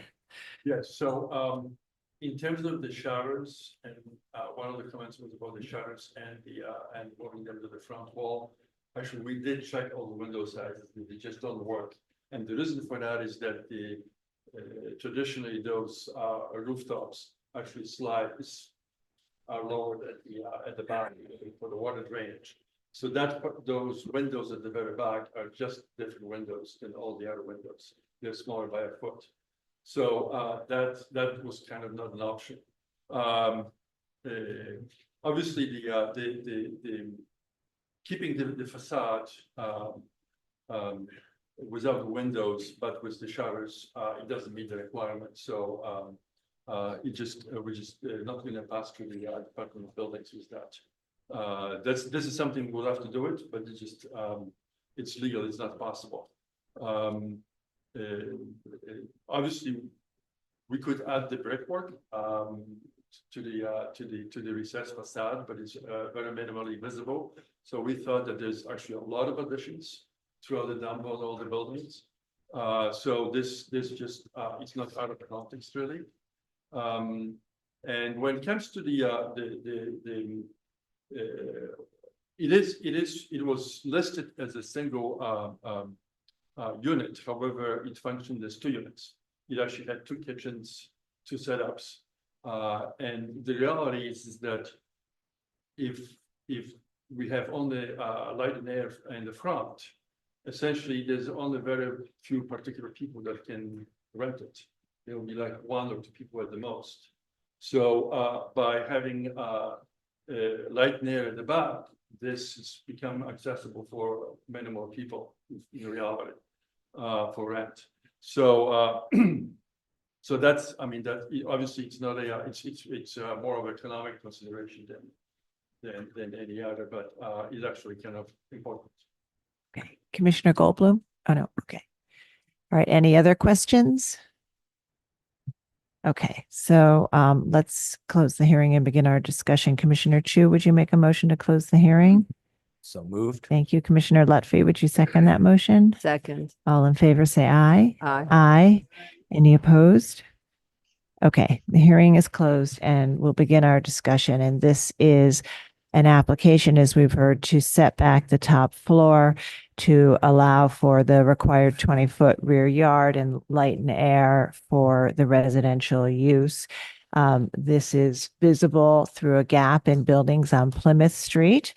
And as the applicant pointed out, this is a district where we have approved alterations to these former industrial buildings to accommodate new uses, in particular residential uses.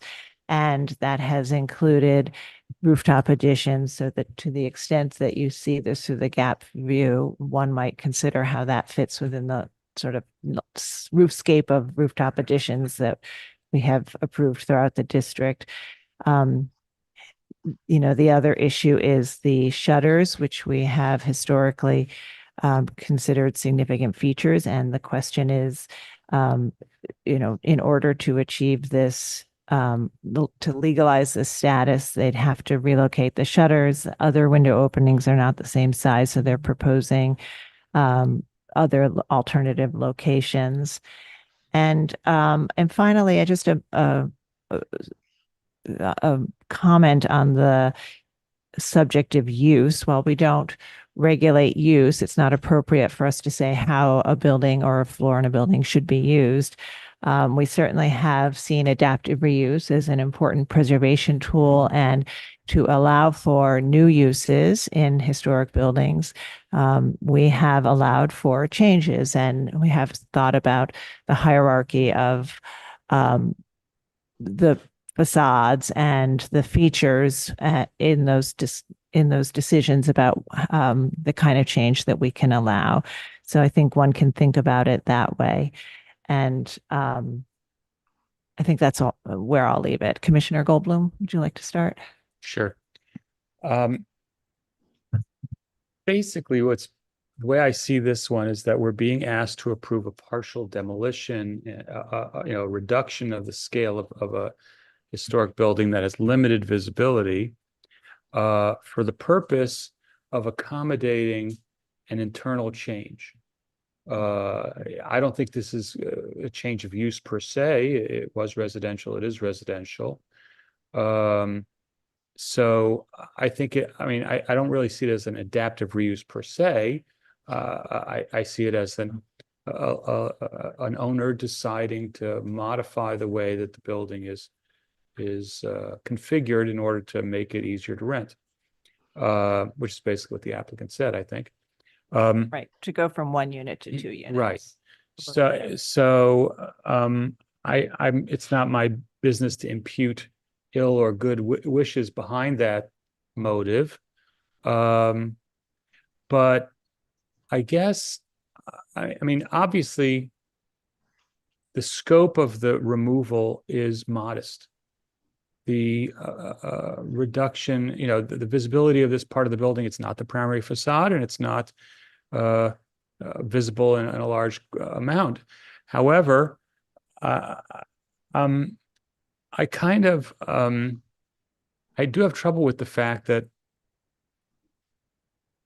we mandate or impose restrictions on building occupancy configurations all the time by saying, you can only put a rooftop addition this big or a rear yard addition that big or whatever.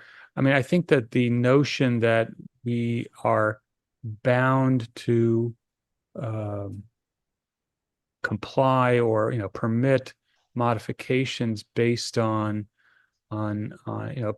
solely on market considerations that's not, we do that all the time. So I don't know. I'm kind of torn by it. I think that the loss of the shutters is not insignificant. We've worked hard in other locations to keep them, and I think that making them internal is not really a suitable solution. I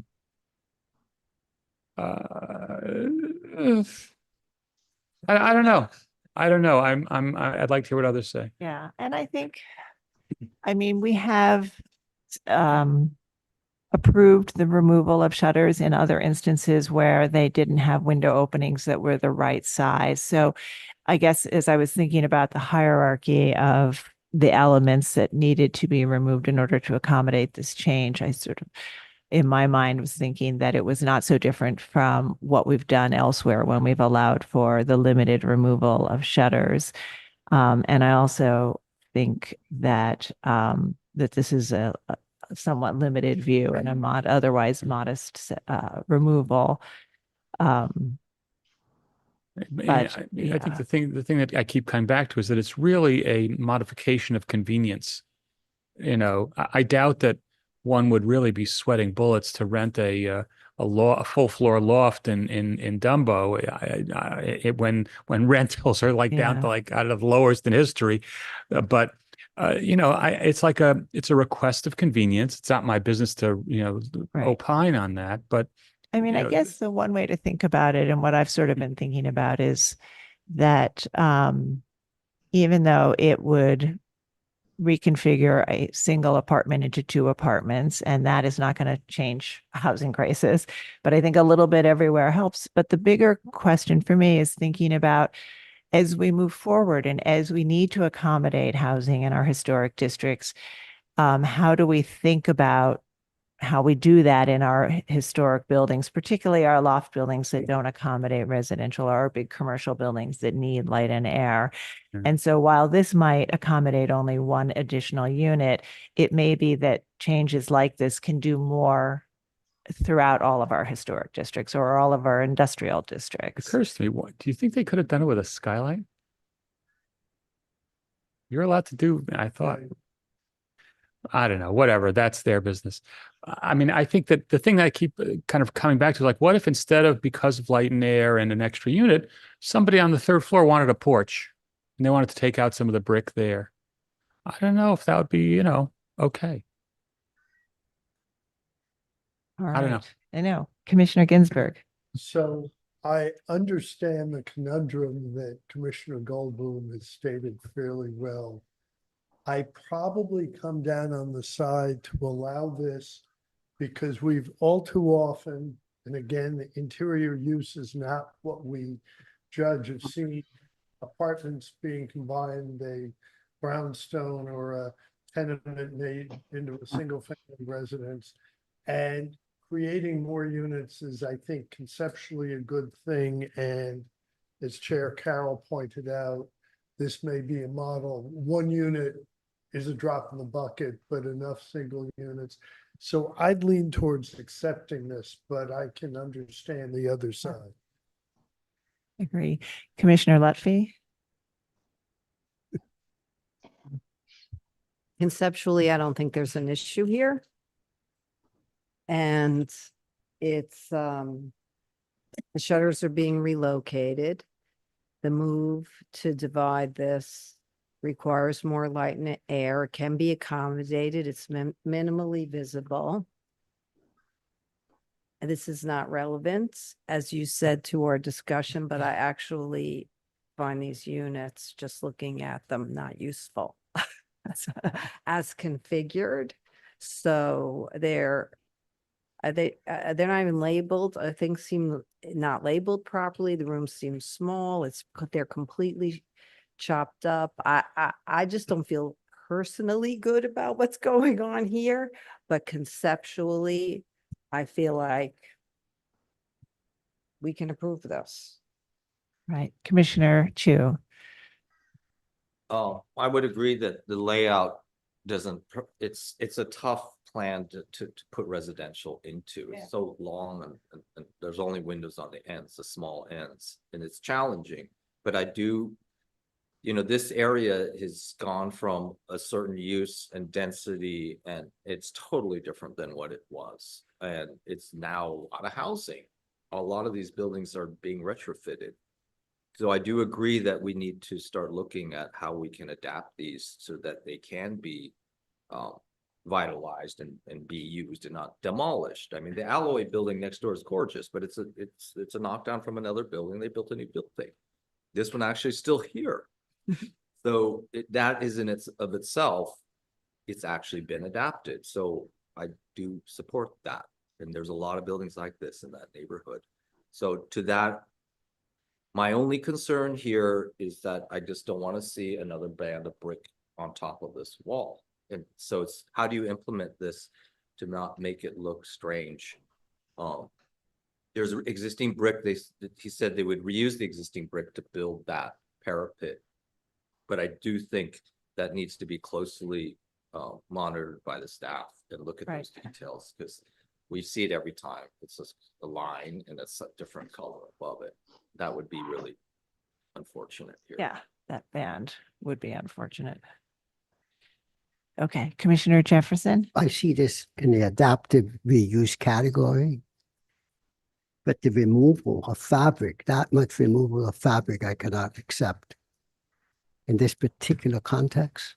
So I'm opposed to it. Opposed to it. Okay. Commissioner Chapin. Yeah, I have a lot of sympathy, of course, with artists. I have artists in my family that live in lofts, and I understand the issue from that point of view, but that is not what is the use of, in that sense, is not before us at all. So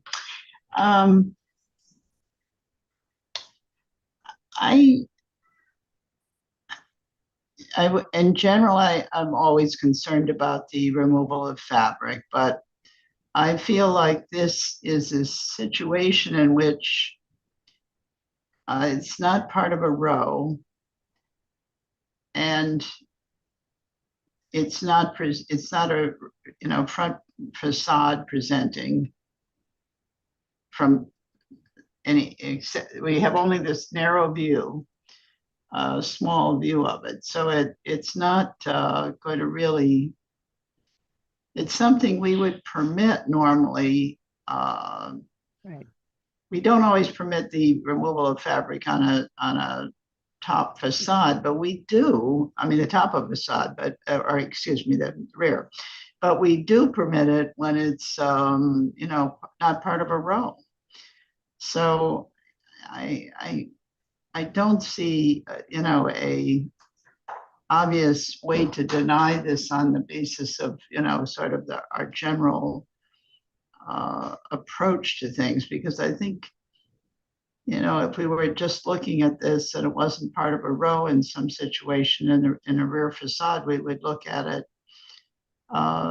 as appropriate. So that's kind of where I'm coming out at this point, which is, to approve it. Okay, so Michael, I know you were sort of on the fence, and I think you are the swing vote here, so.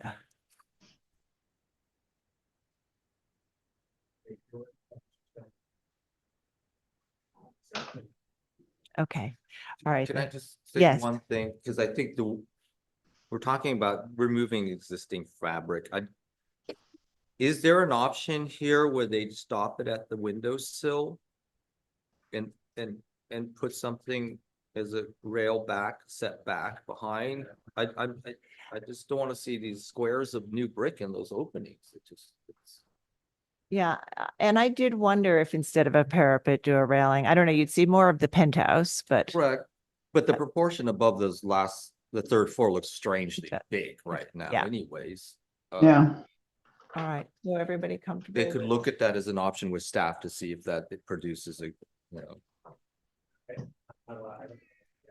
You can't ask him a question. You can. Yeah. Okay. All right, so let me do this. I'll make a motion to approve it with the condition that they work with staff to find the right height for the parapet and proportion of a railing to, and can still conceal the penthouse to the extent possible. All right.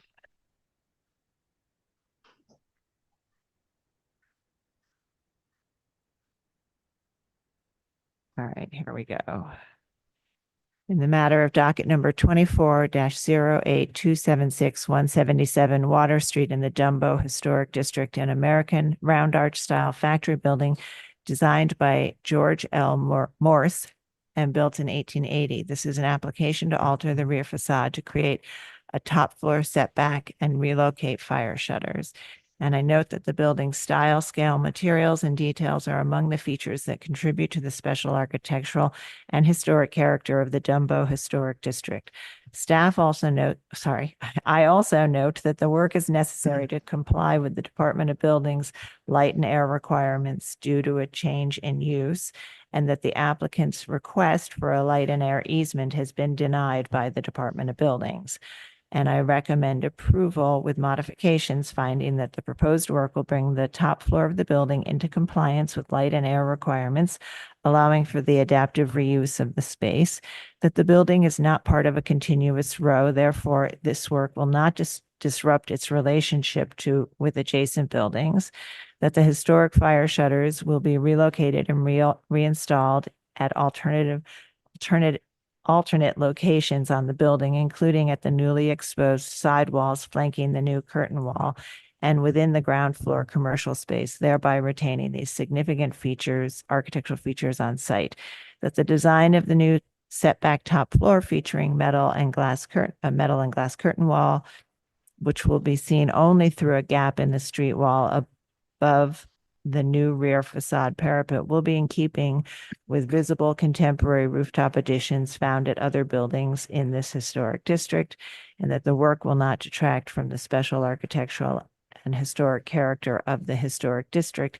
However, I recommend that they work closely with the staff to look at the proportion of the parapet and its height above the head of the windows, and to adjust that proportion by installing a railing in lieu of a portion of the parapet to get proportions that are more typical of a building of this age and type. And also that the staff ensure that the brick that's being removed be reused in the new parapet wall to ensure a perfect match. Okay, Commissioner Chu, would you second that motion? Second. Okay, Mark. Chair Carroll, Aye. Commissioner Chapin, Aye. Commissioner Chu, Aye. Commissioner Ginsburg, Aye. Commissioner Goldblum, Aye. Commissioner Jefferson, Nay. Commissioner Lutfi. Aye. With 6 in favor and 1 opposed, the motion passes. All right, thank you. We'll move to the next item. Next item is public hearing item number 7, LPC 24-06584, an application for a certificate of appropriateness in the Borough of Manhattan, Block 483, Lot 7502, 512 Broadway in the Soho Cast Iron Historic District. This is a store building designed by Lamb and Wheeler and built in 1881 to 82. The application is to legalize the installation of illuminated signage without LPC permits. Hi, good afternoon. My name is Lydia Jimenez. I'm from All In Permit Consultants on behalf of Cotton On. Today, we're presenting on 512 Broadway, which is between Spring Street and Broome Street. The historical function of this space is a retail commercial store. Here on this page, we have our district map, along with the DOT maps showing the space location.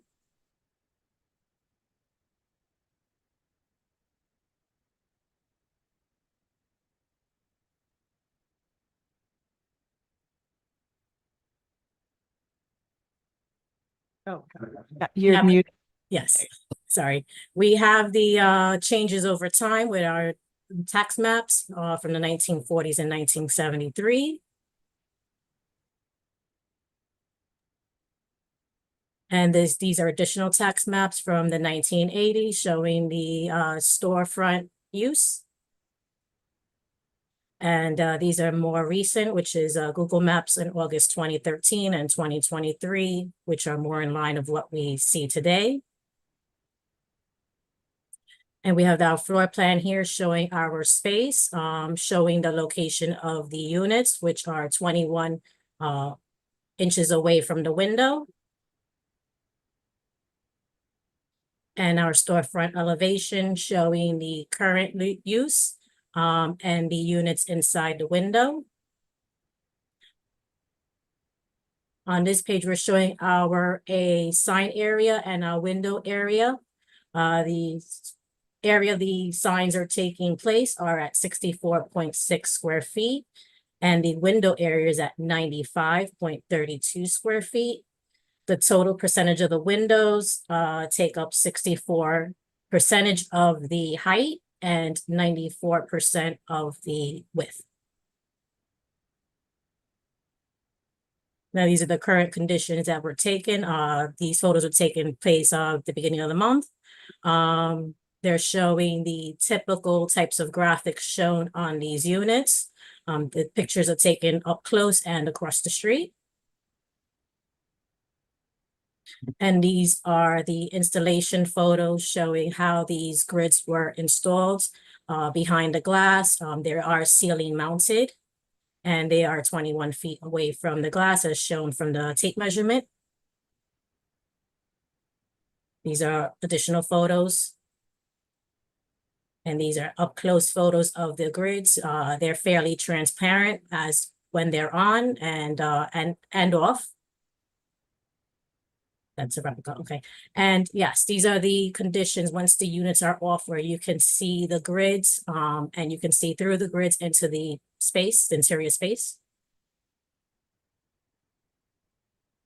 Additional interior photos showing the grids. The grids were on at this point, so you can see that they are transparent when the signage is on. And it's showing a side view of the grids and similar photos in the area, which is 40 Mercer Street is the one shown, and 529 Broadway. And these are just appendix manufacturing specs for the signage itself. So in summary, today we're proposing to legalize 2 existing LED displays, which are suspended from the window with a setback of 21 inches from the window glazing. The displays are fabricated with aluminum that's less than an inch thick. The intended hours will be during store hours, which are typically 9:30 a.m. to 9 o'clock p.m. The units will be turned off during the hours that the store is not operational.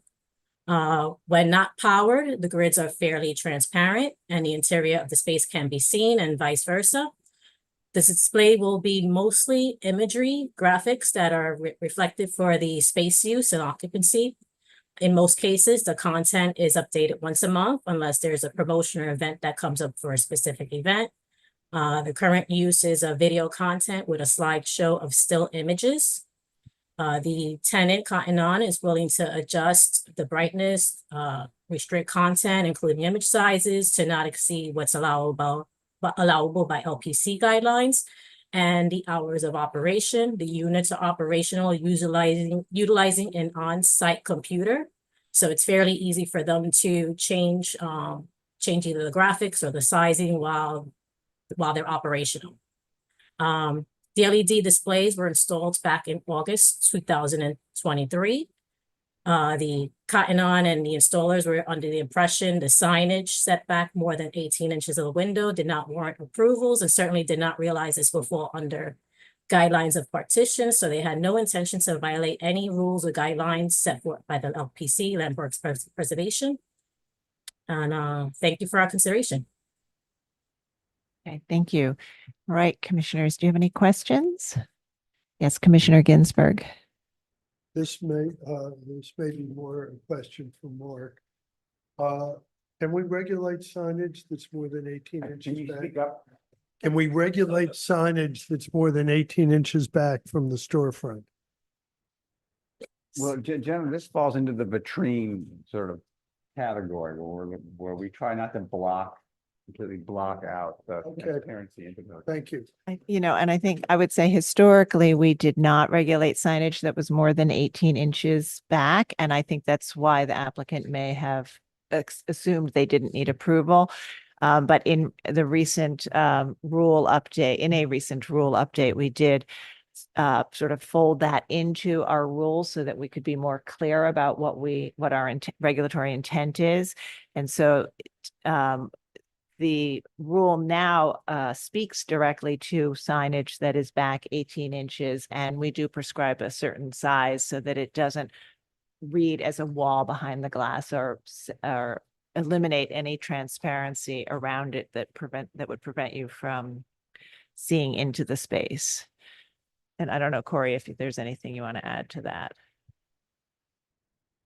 No, I mean, I would say too, though, this particular technology that we're seeing here is really even more novel than what we were recently considering. We've seen it maybe once now. I think there was the Tammany Hall, the Petco sign application that was similar to this, where it really filled up the extents of the window. A lot of what we recently revised the rule around was more like LED screen like you might have in your house to watch TV, less so these sort of fabric-y, almost like curtains that can hang. Yeah. So they're not really partitions per se, but in this sense, they kind of act as one by really filling up that whole expanse and being something that's, fixed to the ceiling. So a little bit uncharted territory here as well. Right, a little bit, but for the idea of illuminated signs that are, and even video signs that are 18 inches back could be eligible for a staff approval if they were smaller and allowed more view around them. Yeah.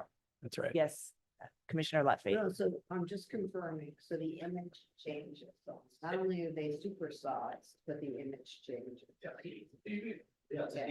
TV, although I think the applicant represented that they would be static images, but they would change. That's We wouldn't control it if they decided to change their mind. It's not.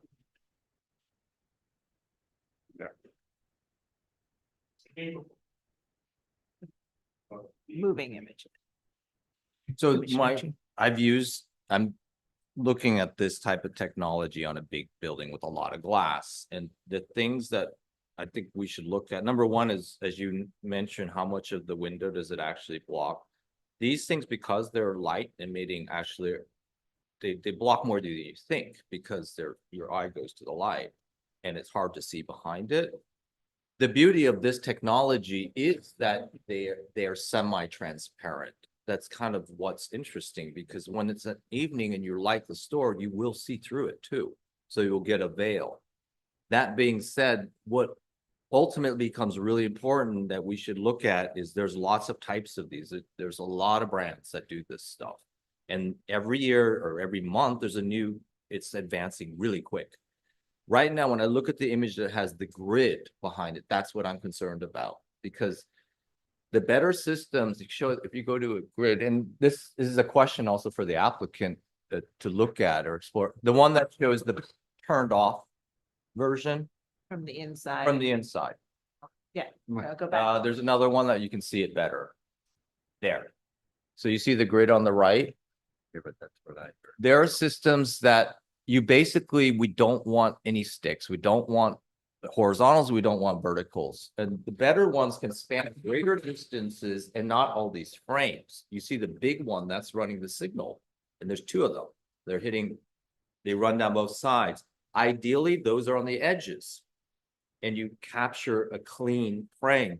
Otherwise, when it's not on, you end up with a whole grid inside. And so the technology itself, there are better and more, there are better versions, and there are ones that are more visually obstructive too. But even with that said, that there are better versions, but Yes. the question is how much room. There's two issues, is I'm saying, how much area, and then also what is this? Because some retail does them back to back. They back to back them because you want to, they want to show video on the inside as well as on the outside, but they back to back so you can't see the other side. That would be more obstructive to you, more layers. So, all right, so the two questions is the Yeah. overall size and then what's in that size. And, all right, Commissioner Chapin?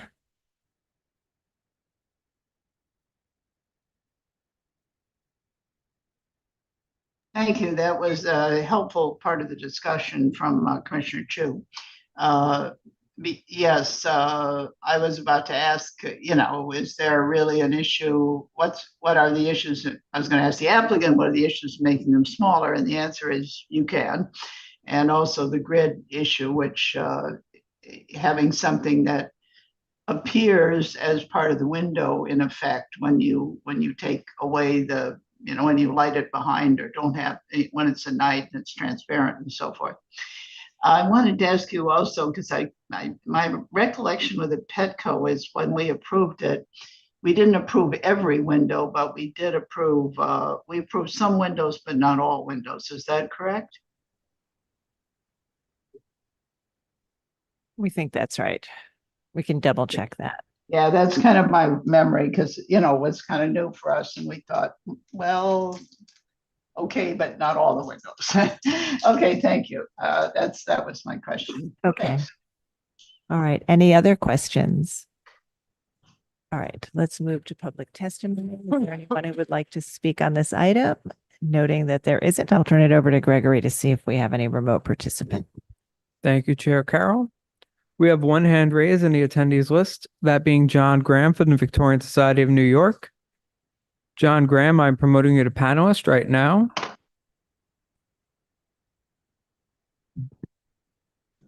And once you are promoted, please unmute your line and state your name for the record. You'll have 3 minutes to speak. Thank you. Good afternoon, Commissioners. John Graham speaking for the Victorian Society in New York. The Victorian Society opposes legalization of the installation of signage at 512 Broadway for several reasons. First, the total amount of signage is excessive.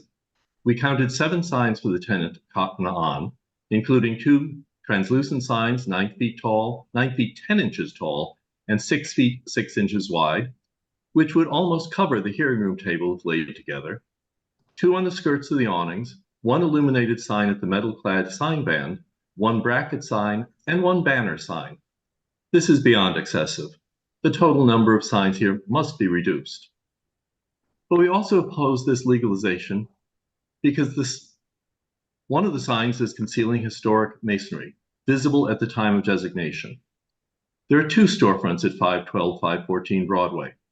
At the northern storefront, now occupied by Express Eda, you can still see a wide band of rusticated masonry between the storefront and the bottom of the elaborate windowsills at the 2nd floor. At 512, that wide band of rusticated masonry is now concealed by the sign band. A blow-up of the designation photo clearly shows that band of historic rusticated masonry visible between the top of the storefront at 512 and the bottom of the elaborate stone sills at the second floor. This band matches the rusticated stone still visible above the storefront at 514. This sign band and the illuminated sign it supports must be removed. The historic masonry should then be restored. We have attached the cited photographs to our testimony. Thank you, Commissioners. Thank you so much for your testimony.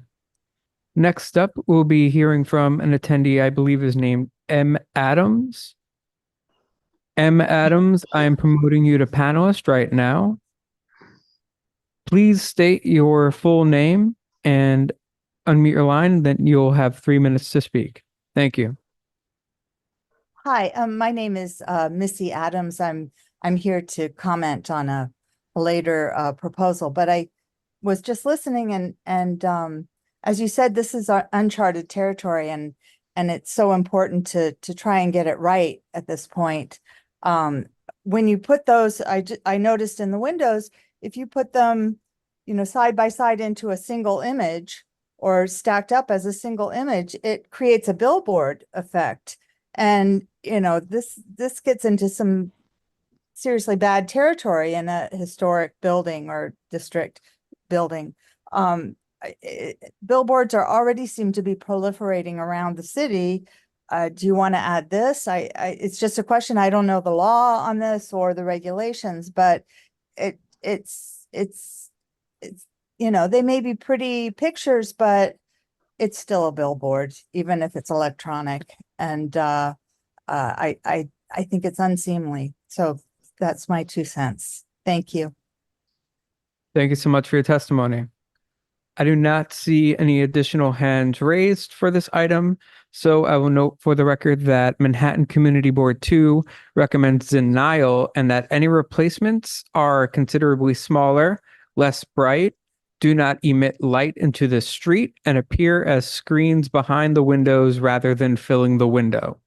And with that, I'll bring it back to you, Chair Carroll. All right, thank you. So I'd like to ask the applicant if you'd like to respond to the comments we've heard.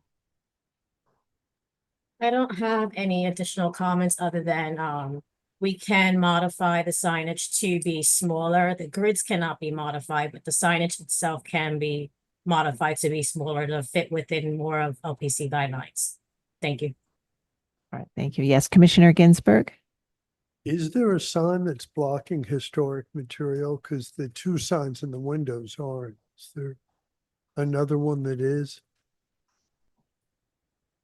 We're just looking at that. It may be that the upper band is blocking some historic masonry behind it, but that was the previous condition that seems to have been used for some time now. So it seems unrelated to this applicant. It's not currently subject to any violation. All right, any other final questions? Do we have a scale issue? Do we know what size do we want these signs to be, or it's just context that? Sorry, you want to answer? Are you talking about the scale of the screens, of the video screens?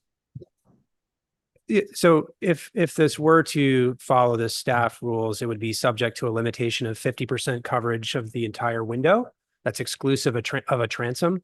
In this case, the commission approved these tall windows years back, and there is no transom, so it makes for a very large piece of glass. So even if it had covered the 50% limit, it would still be big. But I think, as the applicant stated, this one actually covers more than that, 64%.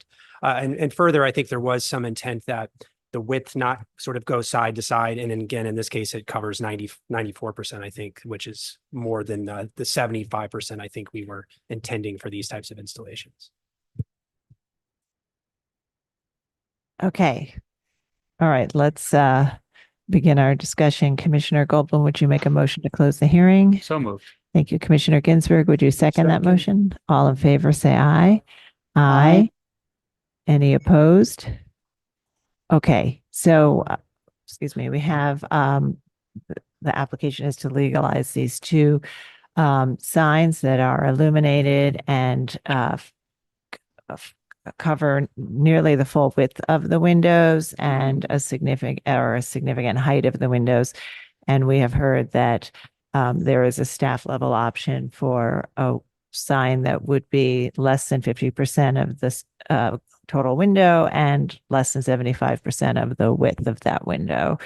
And so we'll begin our discussion. Commissioner Jefferson, would you like to start this one? It's interesting problem in that the grid issue, which is we're not dealing with here, could become a problem in terms of this particular window and the two signs. I find them appropriate. I somehow find them, if you made them smaller or larger, you know, kind of those design issues, a degree of proportion would be fine. But I can accept these two. Okay. And there's only two windows. It's not. All right, Commissioner Chu. I would want the applicant, they said the grid can't be changed. That's probably for this manufacturer, but then I would propose take the wings off and you just stop them on the two verticals. That would reduce by about 40%. If I look at this building as overall, not just focus on the storefront, it's a very vertical building above it. And it's proportionally much more vertical. So when I bring my eye down from those windows down to the storefront, I could imagine those signage elements being more vertical and accent vertical. Because when I look at this, I feel like they're completely filling the entire facade. And yeah, I don't get the richness of the facade or the interior sensibility at all.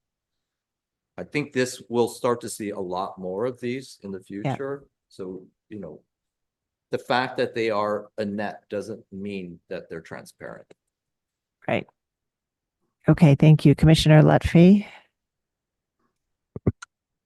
So because this is still, as you said, Stephen, relatively a new thing for us. And I think I personally think we have to be thoughtful about how we proceed with them. To me, they do kind of read as billboards and they're lit and and the images can change and they're on a storefront where technically you would like to window shop and walk by. I understand that we have some, you know, I understand that the staff can approve 50%, you know, less than 50% coverage, but I actually think that we should put some limitations on sizes. And when windows are big, they're proportionately, we have to, you know, not allow the signs to be so big. So I just don't feel comfortable. And at this particular, I also think they should be set back. They shouldn't be right up front on the windows, you know, as we do with other windows. Yeah, I think these are set back 21 inches. They're set back 21. They don't Yeah. seem to me, Yeah. and maybe because they're so large. Yeah.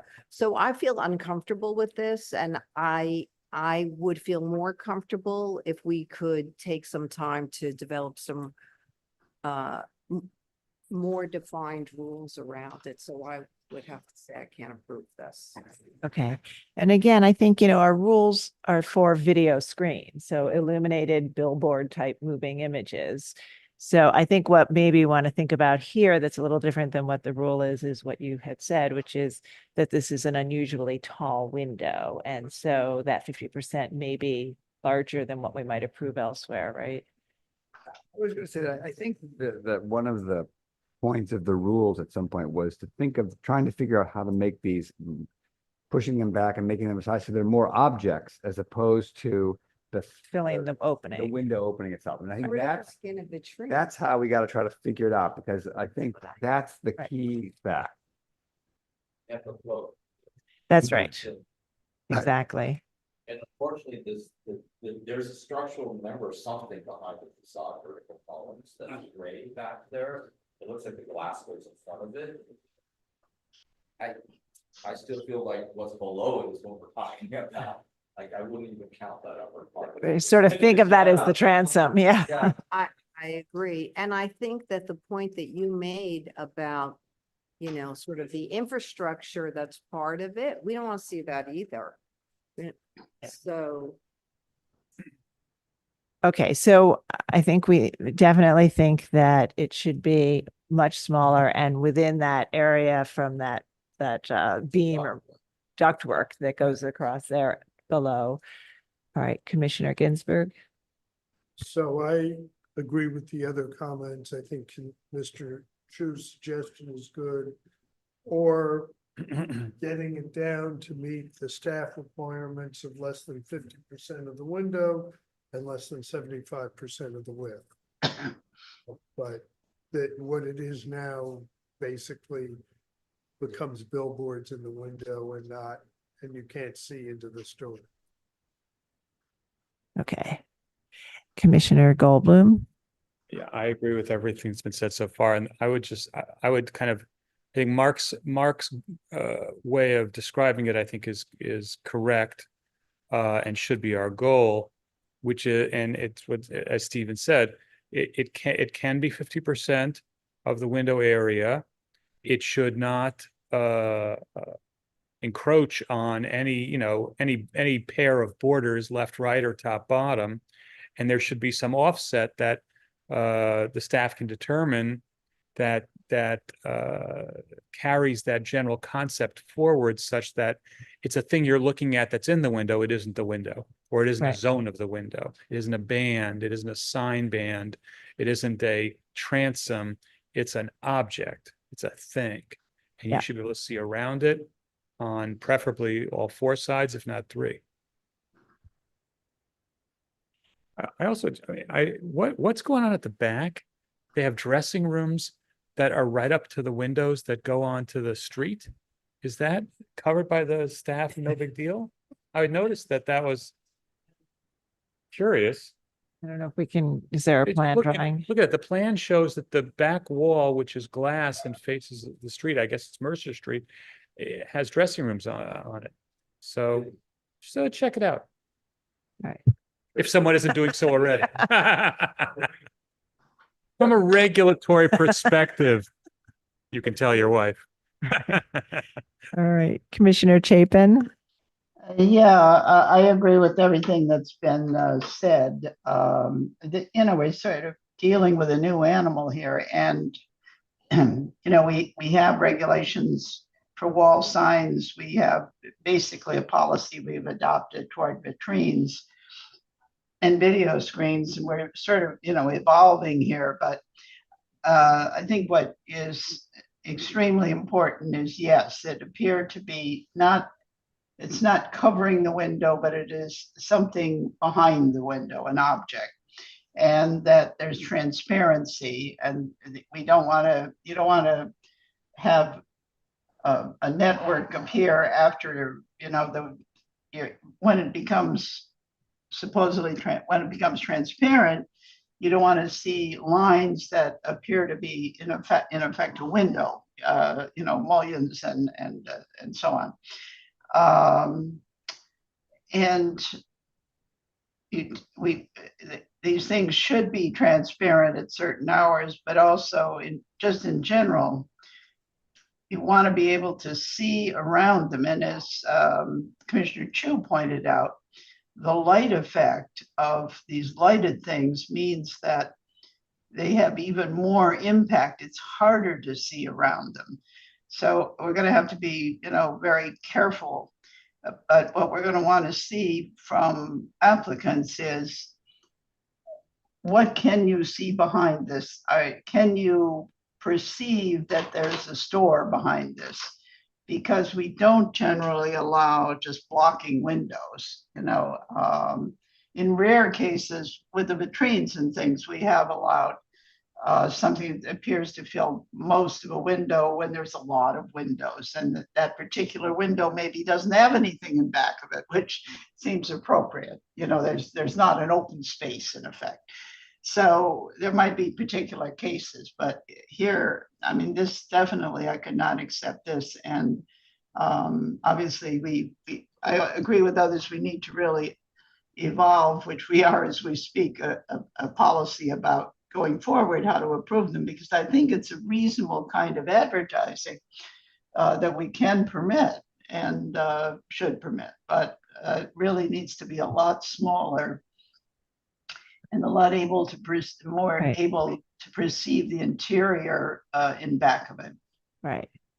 I mean, that is the intent of the current rule. The current rules for video signs, the intent behind them is that they are objects in the window that you can fully see around top, bottom, and sides into the store space. And so that is, I think, the approach that we all are leaning toward here. And so I think one thing we could do is I could make a motion that we approve it and that it be no bigger than the rule allows, and that it use the duct as the top point, and that it be no bigger than the rule allows, and that the framing be simplified to the extent possible. Sarah, one question I had, which I think a couple of others might have had, is that the width, 75% width, how much would that actually appear as? And could you, because that's where you're going to really see around, well, I guess if you, depending, like if you just reduced it at the top and not so much at the bottom. Oh, no, it has to be reduced on all four sides. Yeah, I understand, I guess that, but okay. So the grid may not work. They may have to replace them. My concern is that you actually can see around it, particularly on the sides, and whatever if our rule with this particular size window will work. That was my only question. In other words, the 75% rule for width, that's what it is, right? All right, Commissioner Chu.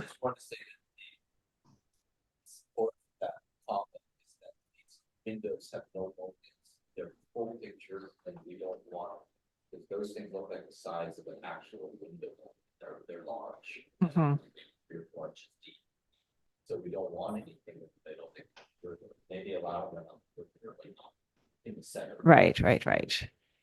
Okay, so no bigger than the rule allows, and counting the duct as the top of the window, being able to realize the intent of the rule, which is that it's an object within the window and you can see around on all four sides, and that you don't have a frame in the middle of that view.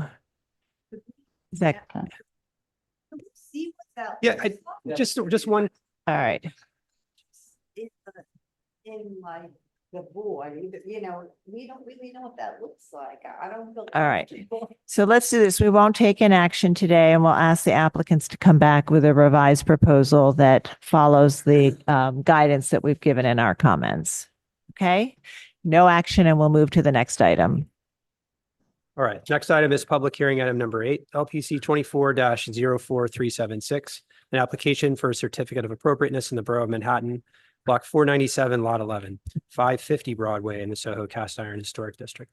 A store building designed by R.G. Hatfield and built in 1854. The application is to legalize the installation of signage without LPC permits. Good afternoon, Commissioners. Robert Watkins, Preservation Staff. This application is to legalize the installation of signage without Landmarks Preservation Commission permits at 550 Broadway. The building is located on the east side of Broadway between Spring and Prince Streets in the Soho Cast Iron Historic District.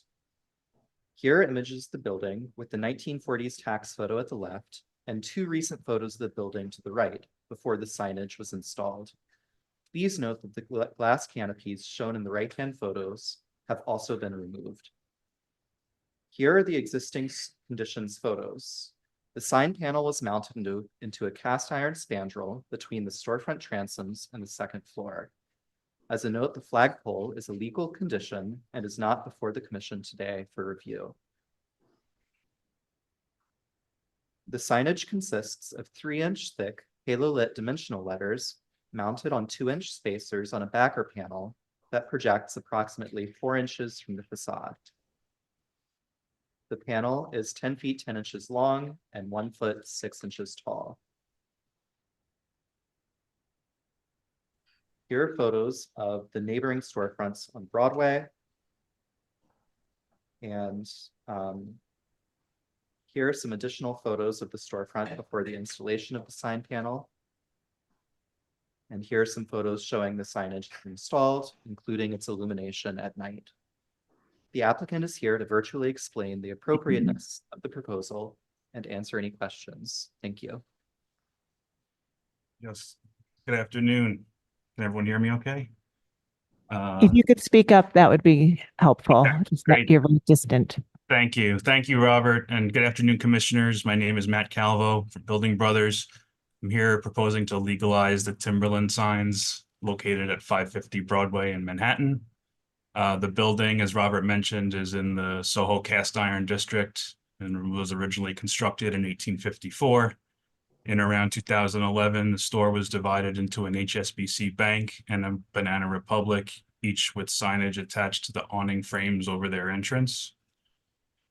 The ground floor has been vacated since around 2020 during the pandemic, and it wasn't until September 2022 that Landmarks approved interior work for the fit out of the Timberland space. The interior work was completed January of 2023, and the signs were installed February 2nd, 2023, just before the store's grand opening. And although the signs were installed without permits, it should be noted the double-faced banner sign was installed on an existing wall pole, and the illuminated sign is modest in size, and the halo lighting provides a subtle glow, more pleasing to the eye when compared to standard illuminated signs. In an effort to maintain brand visibility, it is our hope that these signs can remain. Thank you for your time and attention. Right. Any questions on this one? Yes, Commissioner Ginsburg. So I have a few questions. One is the canopy was removed without filing for that, so that's also a legal condition. And then the second one is, this is an applicant who filed for the interior work. So what is their excuse that they didn't file for the signage? We'll let the applicant answer that. Yeah, I believe that they did file for it, but were unable to get a staff level approval. And I think that they unfortunately made the wrong decision and decided to install it without permits to have the visibility for their grand opening. And if you see some of the photos of the site when they first encountered it, it's, you know, far and beyond what it is today. It was vacant for years and graffitied and vandalized. So yeah, it is unfortunate that they did it without permits, but at the same time, it's a beautiful sign. It's subtle. It's not overstated in any way. And any chance to maintain it would be appreciated if possible. And can someone answer the canopy question? The canopy is a commission approved installation. It's not a historic element or wasn't considered restorative work. So if the applicant had proposed to remove it, the staff would have been able to approve that. Is it the case that the cast iron was damaged when the sign was installed and also when the conduits were installed? Yeah, there were approximately 7 penetrations made into the cast iron, but nothing more than that, and that's a minimal amount of penetrations for a sign of this caliber. Okay. All right. And so the canopy was a way to install signage at this storefront because you don't have a traditional sign band. So, you know, we have approved signs in the transom windows. And in this case, we previously approved a canopy, which provided an opportunity for signage. And so I guess you didn't explore. I guess my question is, why did you feel you needed to go into the decorative cast iron lintel above the storefront? I mean, if I had been involved in the project, I would definitely recommend it against it. I'm here on behalf of Timberland to work through trying to get it legalized if it can be. So I wasn't involved during the illegal work. I'm just involved in the aftermath. Okay, all right. Yes, Commissioner Jefferson.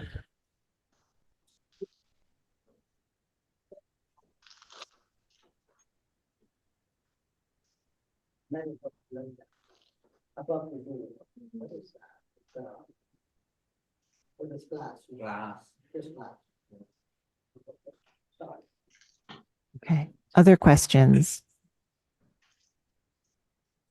All right, let's see if we have any testimony. Would anyone in the room like to speak on this item? Guess not. So I'm going to turn it over to Gregory to see if we have any remote participants. Thank you, Chair Carroll. We have one remote participant with their hand raised, that being John Graham from the Victorian Society of New York. John Graham, I'm promoting you to panelist right now. Please unmute your line and state your name for the record. You'll have 3 minutes to speak. Thank you. Good afternoon, Commissioners. John Graham for the Victorian Society of New York. The effects of this violation are less egregious than those we saw in the previous application.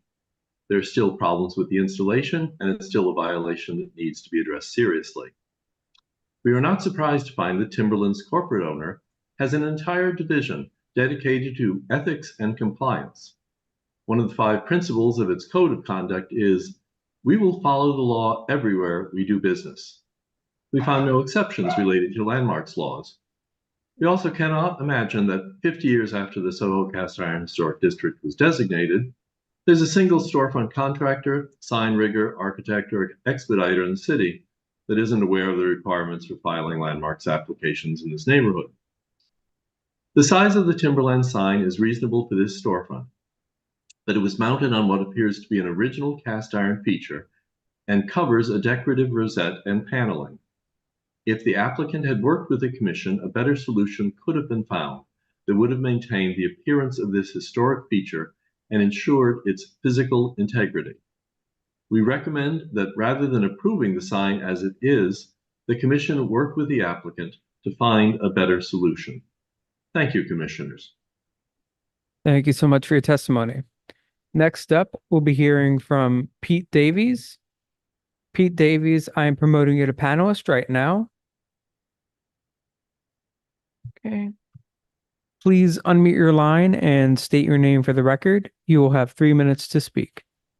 Yes, my name is Pete Davies, Broadway Residents Coalition in Soho. I live in the building next door. This installation, Timberland used to be down the block, and they were there for 10 years. They filed for everything at that location, did it properly. As the applicant stated himself, the reason they went ahead and put this sign up without, in the illegal way, is because staff couldn't approve what they had presented. I think partly because the lettering is over large. The lettering protrudes from the building more than or about twice as much as the rules allow. I think it's really important, as we've seen in other cases today, that the message that's being sent to applicants and retailers is there are rules. And please abide by the rules. The problem is that if they don't abide by the rules and then come to you after the fact and say, can we get this legalized? We know it's wrong. And if you say, sure, then really what happens is we're going to get more of this, where people do what they want in violation of the rules in the hope that the commission will give them the okay later on. I agree with the previous speaker that this should go back and be reconsidered. And I thank you very much for your time. Okay. Thank you so much for your testimony. I do not see any additional hands raised in the attendees list. So I will note for the record that Manhattan Community Board 2 recommends denial of the application for the banner over the store entrance because the banner far exceeds what is stated in the rules of LPC section 2-13E11, and denial of the application for the sign over the store entrance because the sign is nearly twice the allowable amount stated in the rules of LPC section 2-13D5. And with that, I'll bring it back to you, Chair Carroll. All right, thank you. So I'd like to ask the applicant if you'd like to respond to the comments. No, ma'am, I have no response. Okay. All right, commissioners, any final questions on this one? Yes, Commissioner Chu. If this follows the regulation, I guess for us,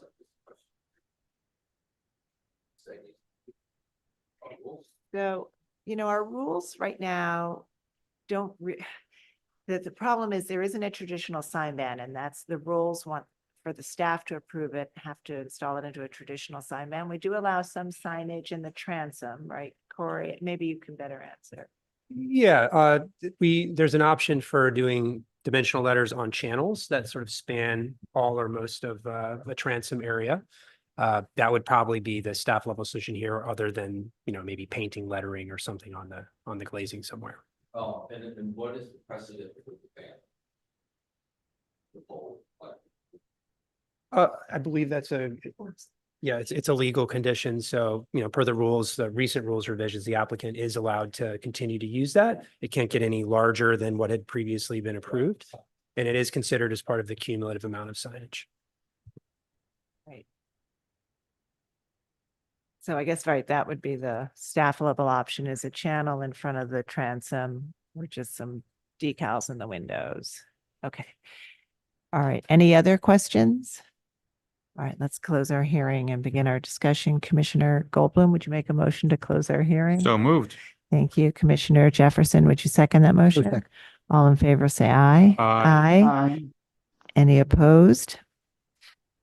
Okay. So I think we can maybe start the discussion anyway.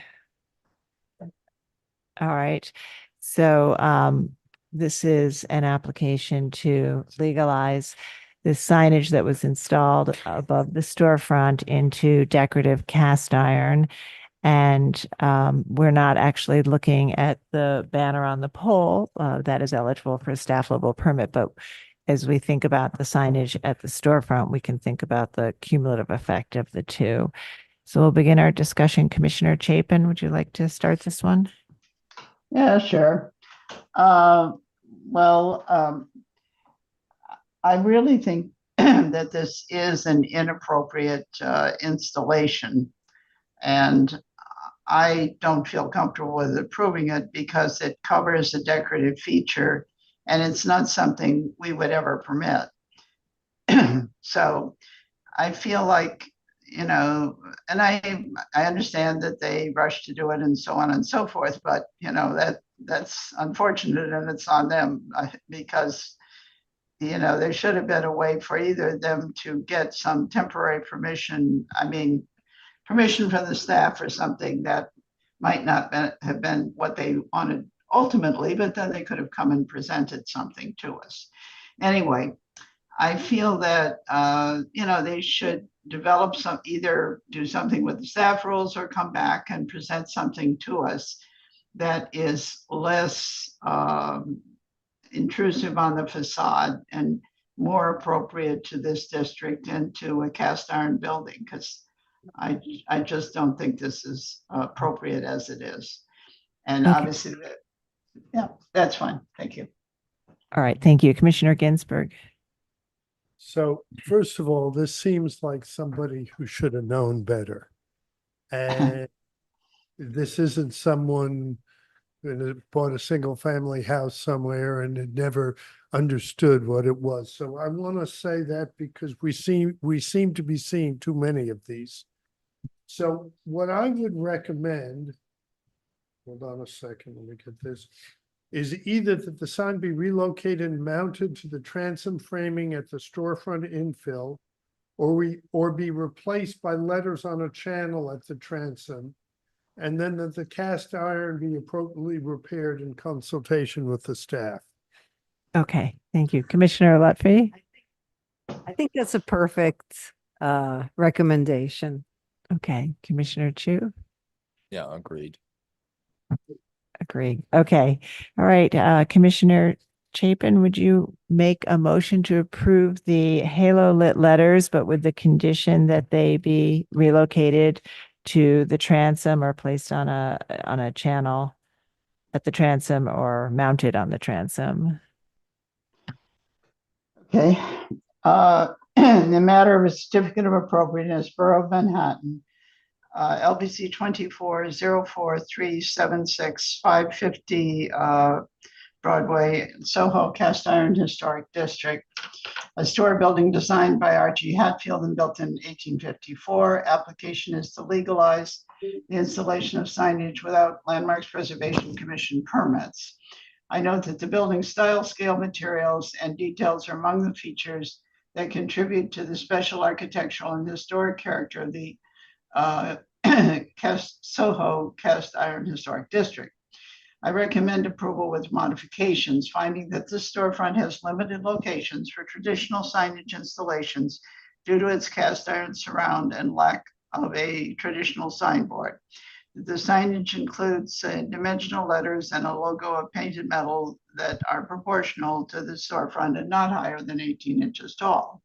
And that the halo illumination of the letters is consistent with similar installations in this historic district and does not detract from this streetscape.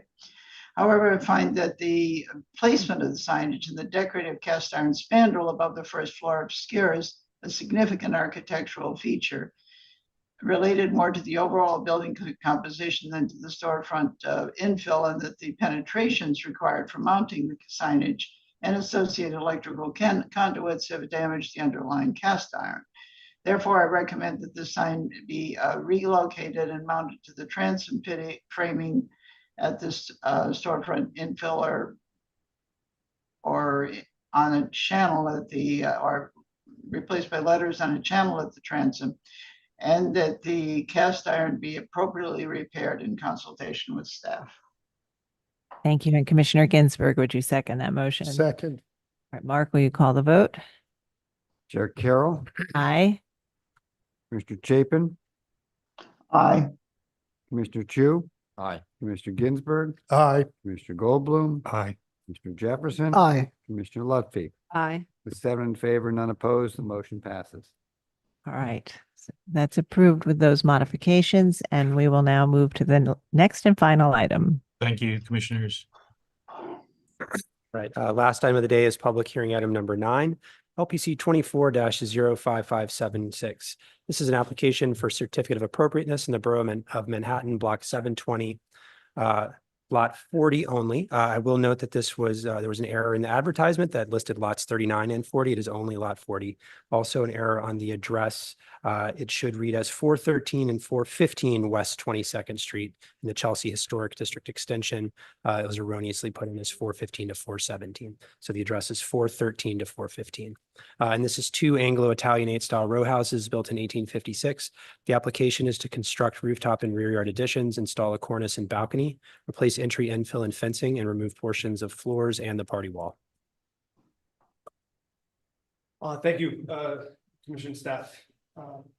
My name is Tom Klaber. I am the architect from KDA.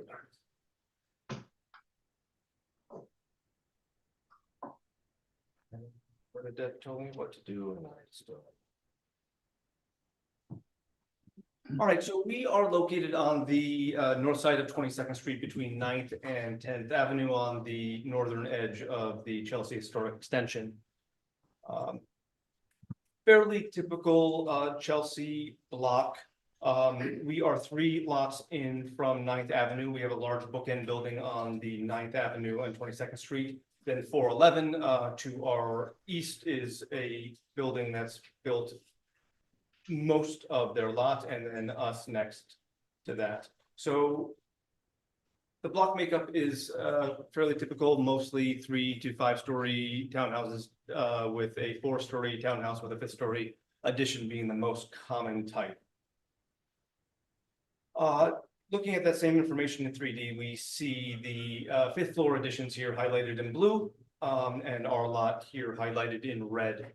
We want to make special note of the buildings to the north of us on the south side of 23rd Street are not in the district. So those buildings highlighted in orange are not in the district and play a significant part of the character of the donut that we're in.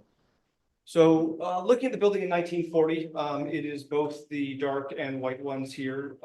We can see by the 1940s already some of the historic detailing had started to fall away, particularly of the eastern 413 side of, excuse me, of the lot. But already some damage being seen on the 415 side of the lintels and sills. Please make note of the second floor planting balcony shown here. And then by 1980, all historic detail has been stripped away and the building painted over. Fast forward to today, we have some of that detail already been restored. We have the ground floor rustification, brownstone rustification on the parlor floor restored, and the lintels and sills restored on the 415, the western side of the lot, has also been replaced. Looking at the rear, we see most notably a garden level addition that is existing, along with an additional 2-story staircase addition on top of that, and then a chimney.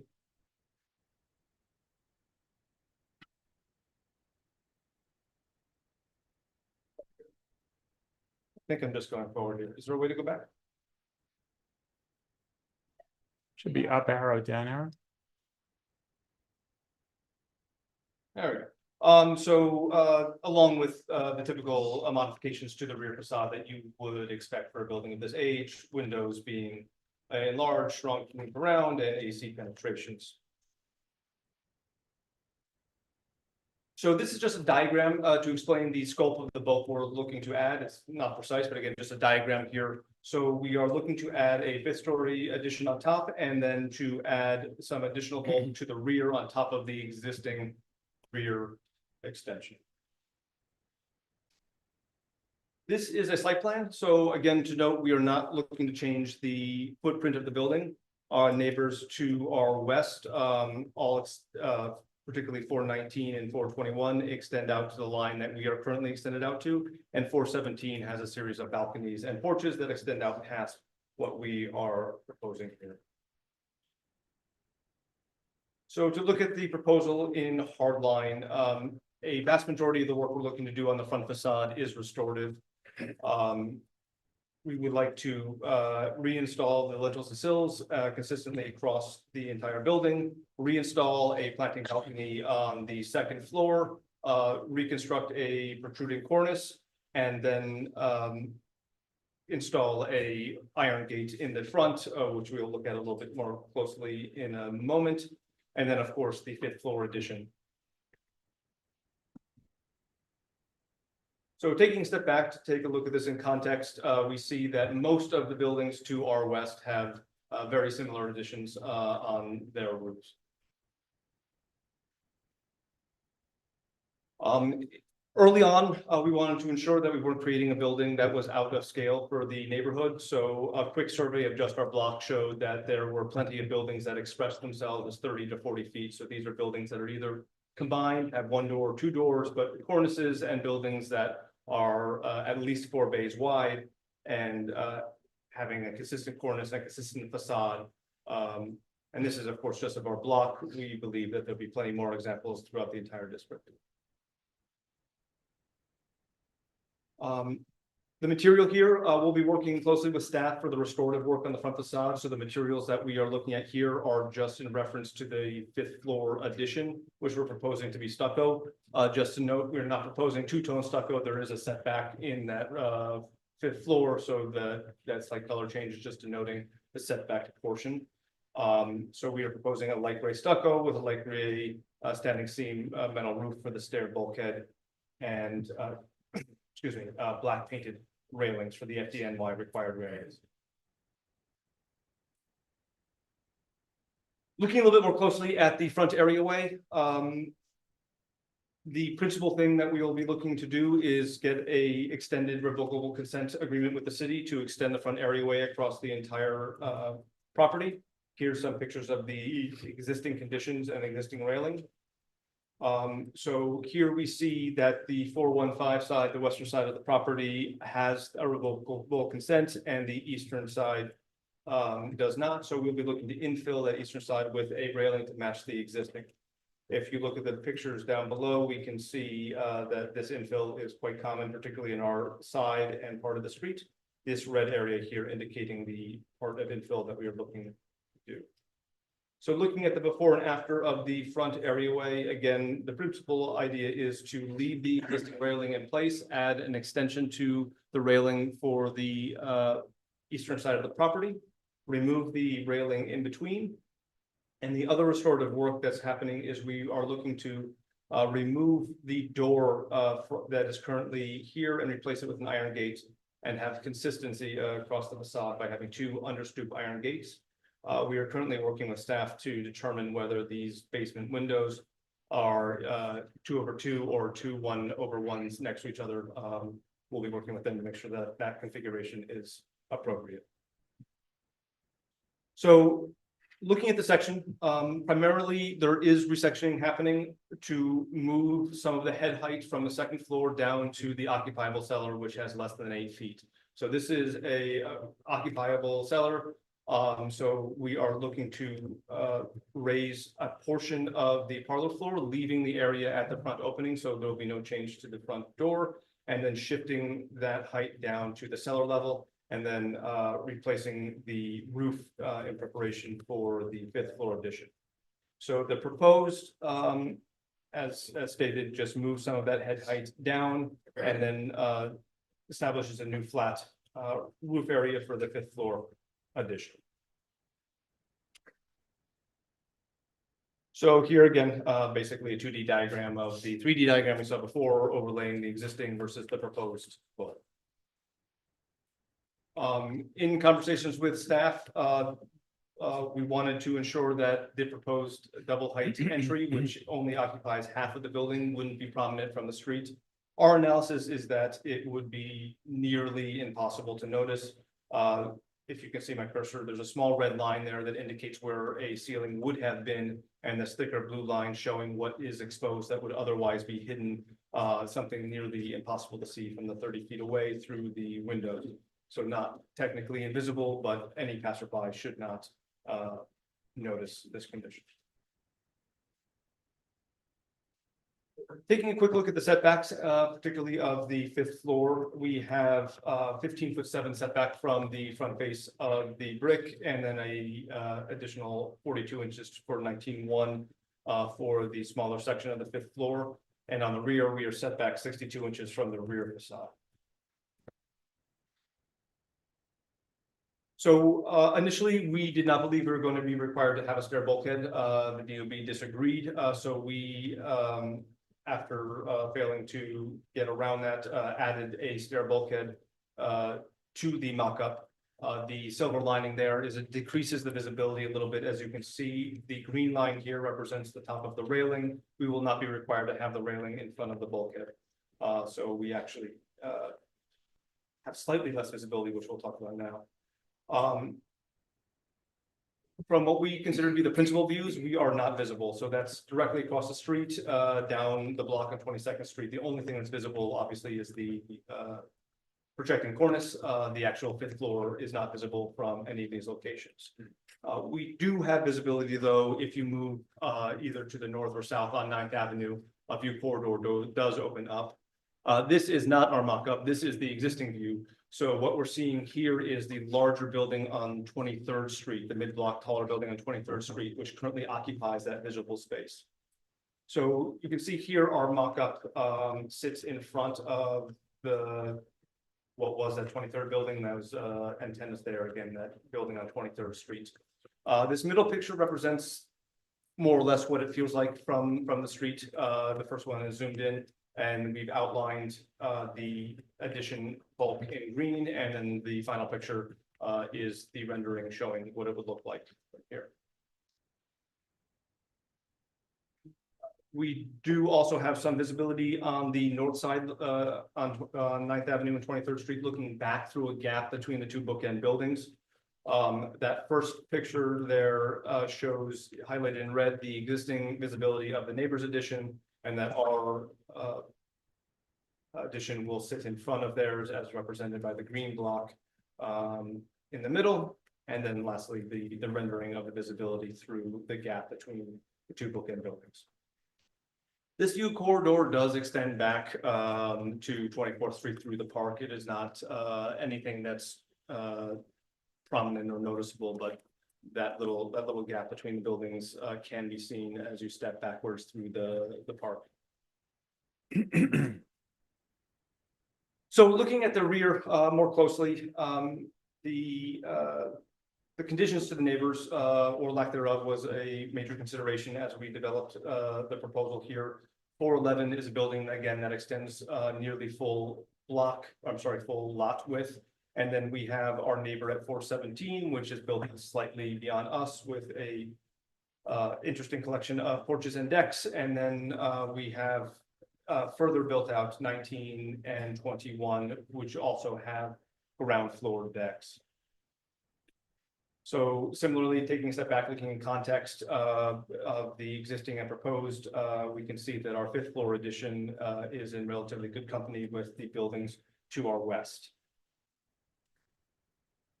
When trying to develop the facade, when looking at the character of the donuts, the inclusion of porches and decks were prominent, and this exterior space was something we wanted to incorporate. Rather than having these exposed porches and decks, we've incorporated this outdoor space into the primary volume of our proposal.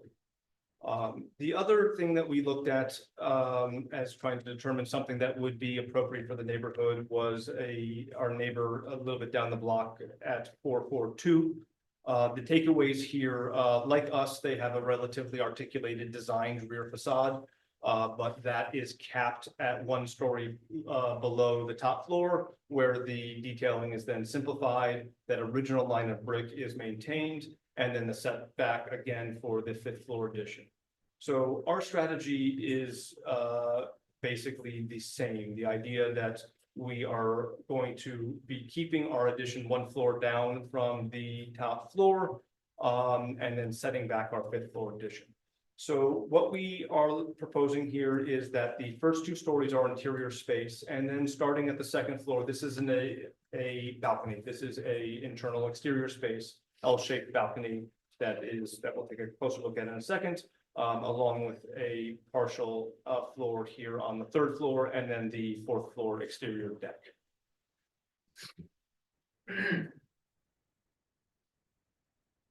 So again, looking at that condition in section and detail, so we have the garden level and the parlor floor extending out to the current line of the addition that is existing. And then we have an exterior 2-story deck here, and then a 4th story exterior deck on top. These are protected and by these bronze steel rail inlays.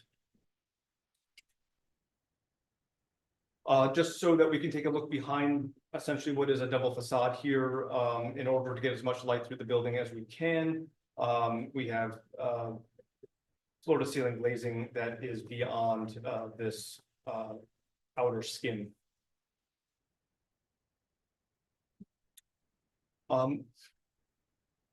This was difficult for us.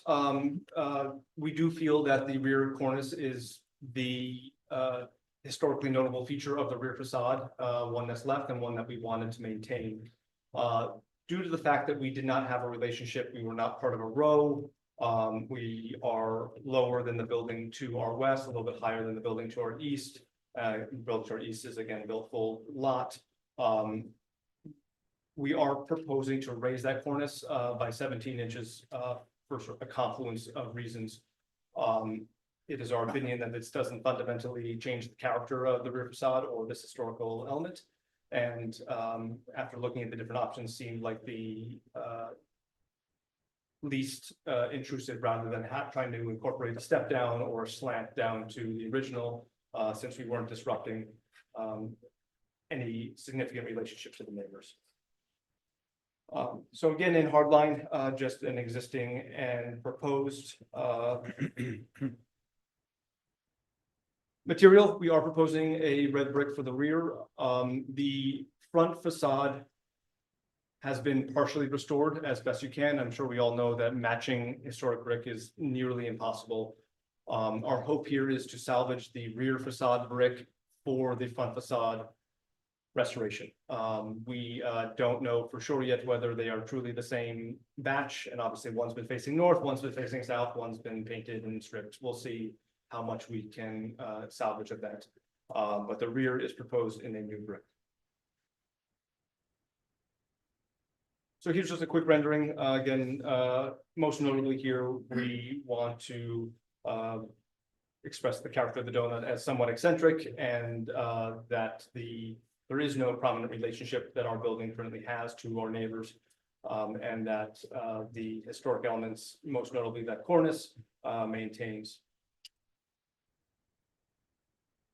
Plan-wise, a fairly typical townhouse layout with cellar and mechanical room in the subcellar, kitchen, living spaces, bedrooms on the second and third floors, and family rooms and then an office on the fifth.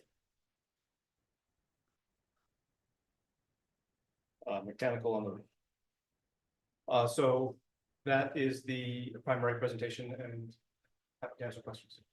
Thank you. All right, do we have questions on this one? Commissioner Chu?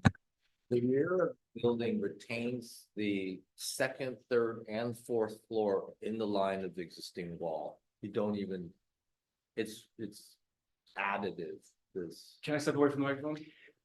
Kind of, no. So the pointer there, we should have a pointer there. And the only reason we need you to be at the mic is because we're on, excuse me, we're on Zoom, and the people on the computer can't hear you unless you're at the mic, but Gotcha. the pointer should work. Apologize to those on Zoom who can't see the pointer, but not entirely, almost. This portion of the facade, it does come out. So there's interior space for these two windows here. This is all exterior space. This is the double height balcony in an L shape here. So they're not the same as you go up. You basically, you're removing that rear facade and replacing it with glass at those floors, right? Correct. And then you're rebuilding the upper portion and moving the windows too, right? They don't look like they're in the same. They are not exactly in the same location. And the reason for that is planning, or? Despite the fact that elevation is not a real view that's truly perceptible, there was a desire to both maintain the 4-bay expression, but to have the bays above match the bays below. So that it was the primary reason to shift the windows slightly. There's also structural considerations, as we have steel that comes up to support the rear facade. So maintaining that rhythm of the bays was structurally prudent. So the rear facade does have to come down. The entirety of the existing rear facade is being improved.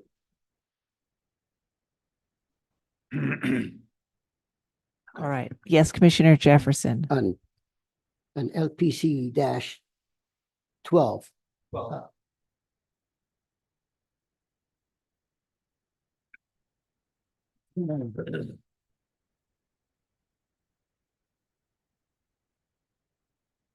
Are you, yeah, are you saying that this is two buildings, right? You're looking at them as they're two separate buildings, correct? That's why you have to split in the corners, because you're saying they're two separate buildings on this front facade. it's a little bit, I would say it's a little bit more complicated than that. The building is a single building, and we want the building, the reason we are putting a connected cornice across the top is that we feel it should read as it's currently being used as a single building. That notch there is there to essentially as an Easter egg for those to memorialize the previous property line. And the location of the cornice brackets are in their historic location, but the top of the cornice does span across. So that's saying these are two separate buildings urbanistically. That's what you're saying.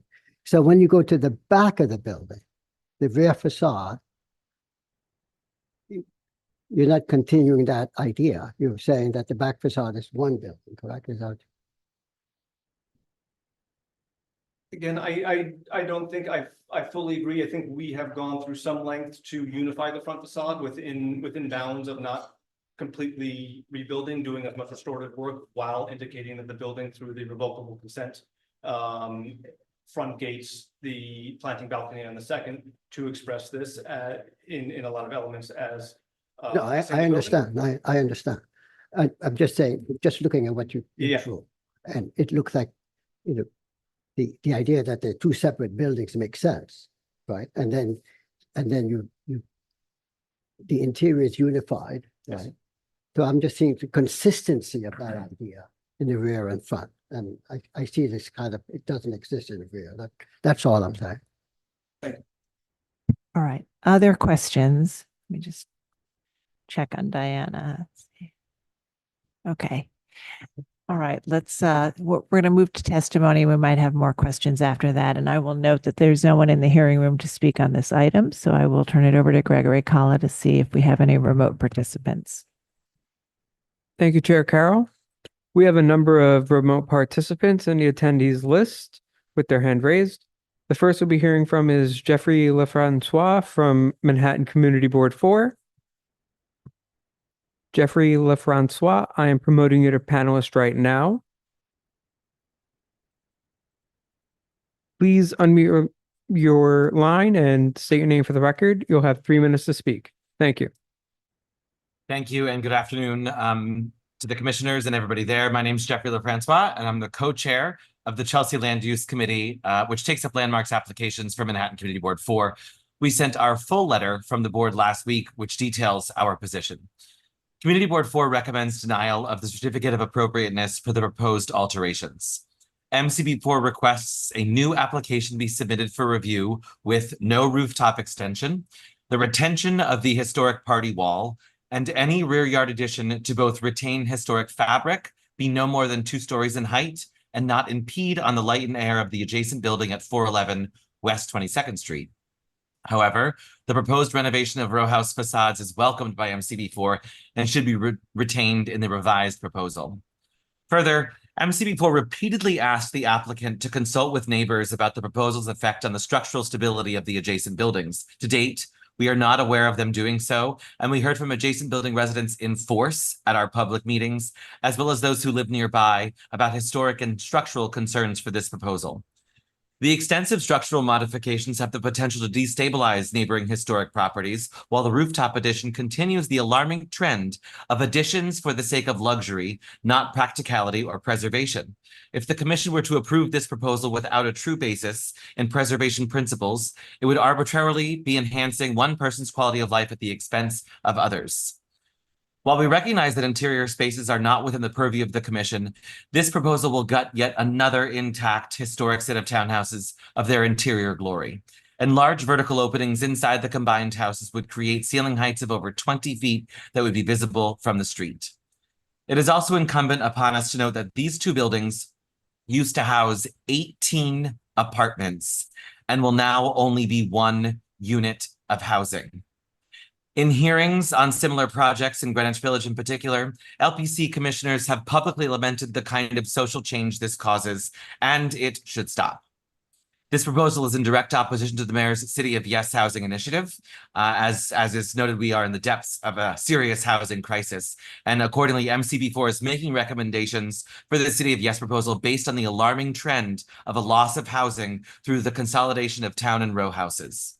Again, MCB4 requests that the commission deny this application and asks for an improved proposal that actually preserves these landmarked buildings. Thank you for the opportunity to testify today. Okay. Thank you so much for your testimony. Next up, we'll be hearing from Michael Barrett. Michael Barrett, I'm promoting you to panelist right now. Please unmute your line and state your name for the record. You'll have 3 minutes to speak. Thank you. Good afternoon. And as you can see, the background here is what this structure really looks like from the view of my apartment. And you could see in the corner there, that is where the true height is versus the actual the actual drawing. So I am here to implore that you reject this proposed work, specifically the nearly additional. Sorry to interrupt, but if you could please just state your name for the record. Oh, sure. Michael Barrett, from West 23rd Street, 9th Avenue. Thank you for the reminder. No problem. You're all good. Thank you. I'm specifically calling out the nearly additional two-story floor structure that's going to be above the townhouse. I am watching historical Chelsea disappear before my eyes to the whims of multimillionaires. Your colleagues at CB4 who have just spoken unanimously, I want to say that, unanimously rejected the proposal. In addition, later on in the CB4 broader meeting, they nearly unanimously signed off on the letter for rejection. I mentioned this in both recent meetings that since the CB4 presentation in December, the rooftop structure doubled in height and is even more prevalent. And what we learned is that's going to be an elevator bank and an office. And when the presentation was given to us, the thing that really kind of made me go, aha, especially when it comes to historical preservation, was we asked, why was the design different for the rooftop? And the architect at the time said, well, it's not meant to be celebrated in its design. Well, then I ask you, if you don't want to celebrate it, then why are you building it at all? This addition has become an overall Frankenmansion, destroys the integrity of historic skyline with its garish rooftop design. This is a protected area, and it's rather distressing to see this work occur here. Not only will it be higher than neighboring townhouses, unlike the proposal alleges, as seen as the mock-up and here, it will also impact natural light. It will greatly affect the historical look and feel of the rooftop and disregard the work that neighbors have put into protecting the area. I implore everyone, please reject this. We are seeing the pure greed of buying out several townhouses, which has become a trend, and impacting the quality of life and truly the beautiful design and aesthetic to this neighborhood. Thank you very much for your time. Thank you so much for your testimony. Next up, we'll be hearing from Anthony Lucente. Anthony Lucente, I'm promoting you to panelist right now. Please unmute your line and state your name for the record. You'll have 3 minutes to speak. Hi there, my name is Anthony Lucenti, and I live on West 23rd between 9th and 10th. Can you hear me? Yes, we can hear you. Fantastic. Thank you so much for the time. I've been a Chelsea resident for close to 10 years. I also own a small business in the neighborhood. And this proposed multi-level addition, which is not just one story, has been disturbing. Not only do I see it right outside my apartment, but you can clearly see it from the street. In fact, during the architect's presentation at the Chelsea Land Use meeting on May 20th, you can clearly see it from West 25th Street, over 2 blocks away. And those were likely the most idyllic presentation of the egregious structure. Despite that fact, they have since raised the height and scope of the oppressive mismatched structure, further aiming to ruin the historic curb appeal in our neighborhood. This addition will greatly reduce the light I receive in my unit, and as a result, this will decrease property value for a whole lot of folks, not just me. Today, I speak as an individual, but since I am on my co-op board, which does constitute 2 buildings worth of residence, which is about 60 apartments, I do feel the need to share that during our annual shareholder call last night, this is of great concern to us all, not just the half of us who face south. I think it's also important to note that creating this Frankenmansion displaced, as Jeffrey mentioned before, about 18 families who actively contributed to the overall local economy. Considering the housing crisis our city faces, that was already a big blow, but this addition aims to take even more from us locals who continue to live here. If we can't rely on the preservation of historical areas, then what's the point of having them reach such status? And why should my modest 1-bedroom that took me, like most people, years and years to afford and find and invest in, be dwarfed, diminished in value, and forced to literally live in the shadows? I believe the sightline should remain intact. I do not believe greed should prevail in towering over us longtime residents. Thank you so much for your time. Thank you for your testimony. Next up, we'll be hearing from John Graham from the Victorian Society of New York. John Graham, I'm promoting you to panelist right now. Please unmute your line and state your name for the record. You'll have 3 minutes to speak. Thank you.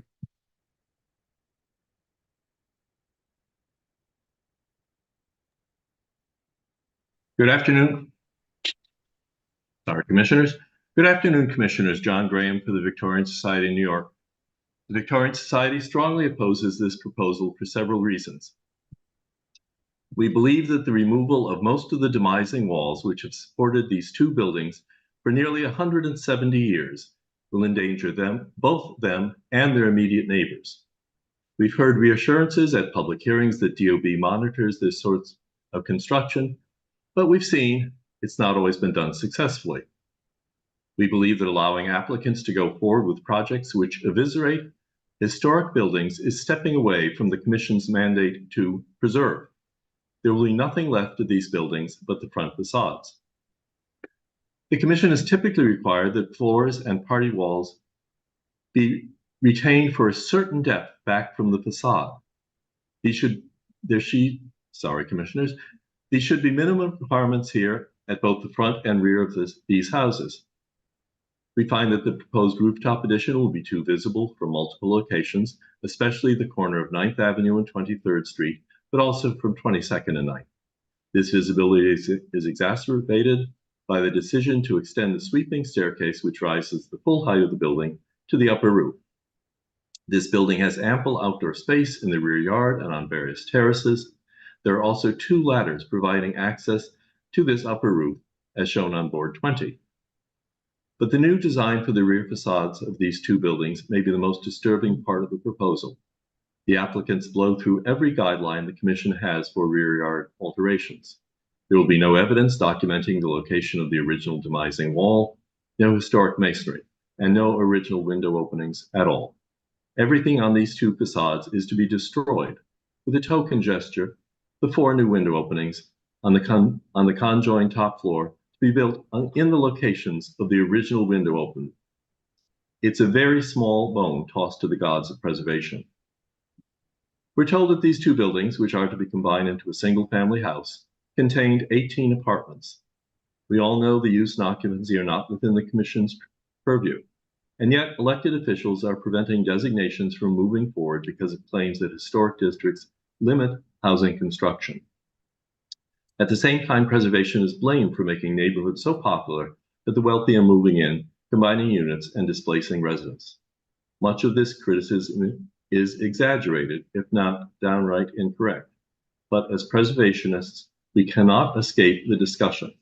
As citizens and representatives of the city, we, including the Commission, must seek ways to address these concerns. Finally, I'll note that it was interesting to hear your discussion of the importance of creating one apartment at 177 Water Street. Here, 18 apartments will be destroyed. Thank you, Commissioners. Thank you so much for your testimony. Next up, we'll be hearing from Pamela Wolf from Save Chelsea. Pamela Wolf, I'm promoting you to panelist right now. Please unmute your line and state your name for the record. You'll have 3 minutes to speak. Thank you. Good afternoon, Commissioners. I am Pamela Wolf, a board member speaking on behalf of Save Chelsea. LPC's commissioners have been increasingly troubled by projects like this one, which will combine 2 row houses formerly holding 18 apartments into a single mansion. During a 2022 hearing on a similar combination of 2 Bank Street row houses that formerly held multiple apartments, Commissioner Bland said, and I quote, "There's something very unsettling about how all this wealth is changing so much of the city. The grittiness of the West Village is disappearing," and spoke of his general unease, which I can't do much about. Commissioner Lufty echoed his observation and resignation, saying, "We are doing our job." Commissioner Goldblum said the reduction of residential units in the city starved for housing was problematic, but, quote, "not relevant to this venue or discussion." One would think that the Commission didn't know it had purview over the entire exteriors of historic district buildings. If it focused on preserving what exists rather than critiquing what replaces it, LPC could deter such harmful projects. They decimate affordable housing, giving fuel to those who call preservation its enemy. They defy bedrock preservation principles by unnecessarily destroying historic fabric. They contribute to climate change by wasting the fabric's embedded energy, a special concern for this project, which lies in a flood zone. They treat landmarks as teardowns, 442 West 22nd Street, cited as a precedent in this proposal, was flipped for 1.6 times its original purchase price based only on issuance of an LPC permit to replace the house with a larger one, retaining just the street facade. That's how much more these houses are worth destroyed than preserved. It's clear that the commissioners recognize the collateral damage of projects like this one. It will take courage and action to end this, not resignation. Approving this project would invite more of its kind. If experience is a guide, the commission will take a little off the top of this proposal as if that strikes a balance, but that wouldn't be the called for balance of preservation against the needs of a vital city. Both preservation and the city will be betrayed in the service of wretched excess. The public would be owed a better explanation than, quote, "we are doing our job."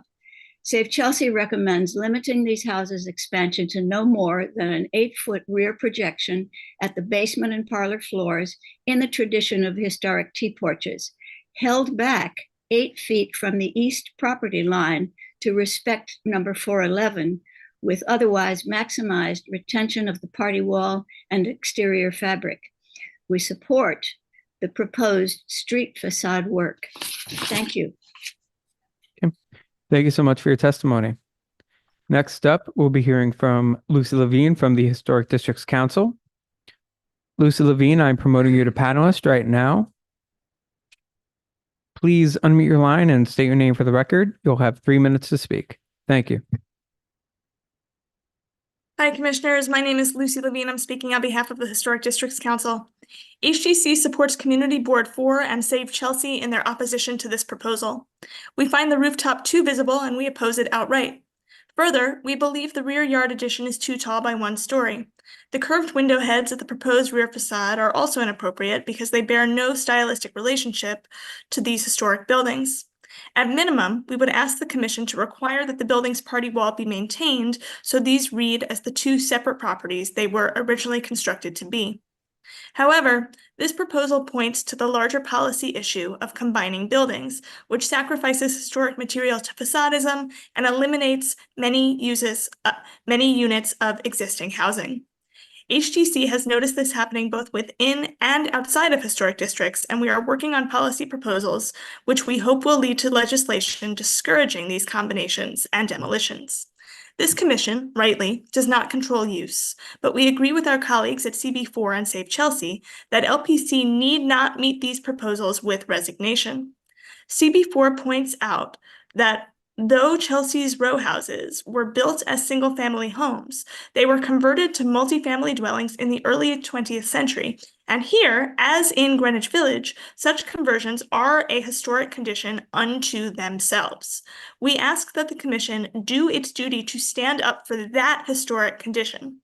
The LPC needn't encourage proposals such as these by simply rubber stamping them. Thank you very much. Thank you so much for your testimony. Next up, we'll be hearing from David Holoka. David Holoka, I am promoting you to panelist right now. Please unmute your line and state your name for the record. You'll have 3 minutes to speak. Thank you.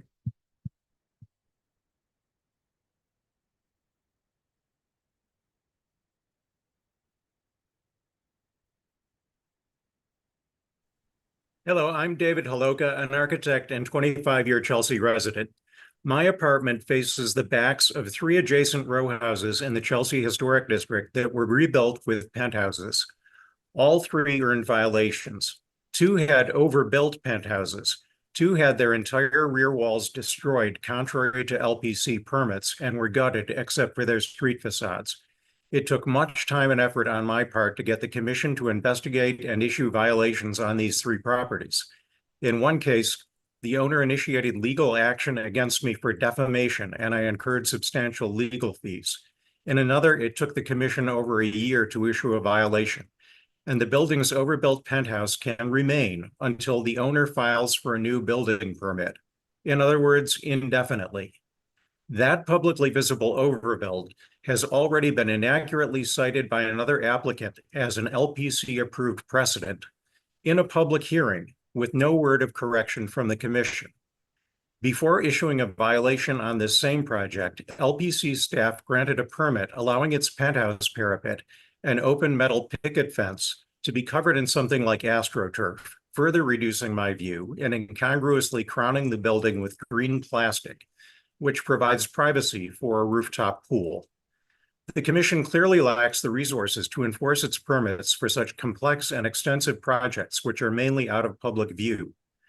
I voted to support one of these penthouses as a member of Community Board 4 because that had been our standard practice, even though it would hurt my view and property value.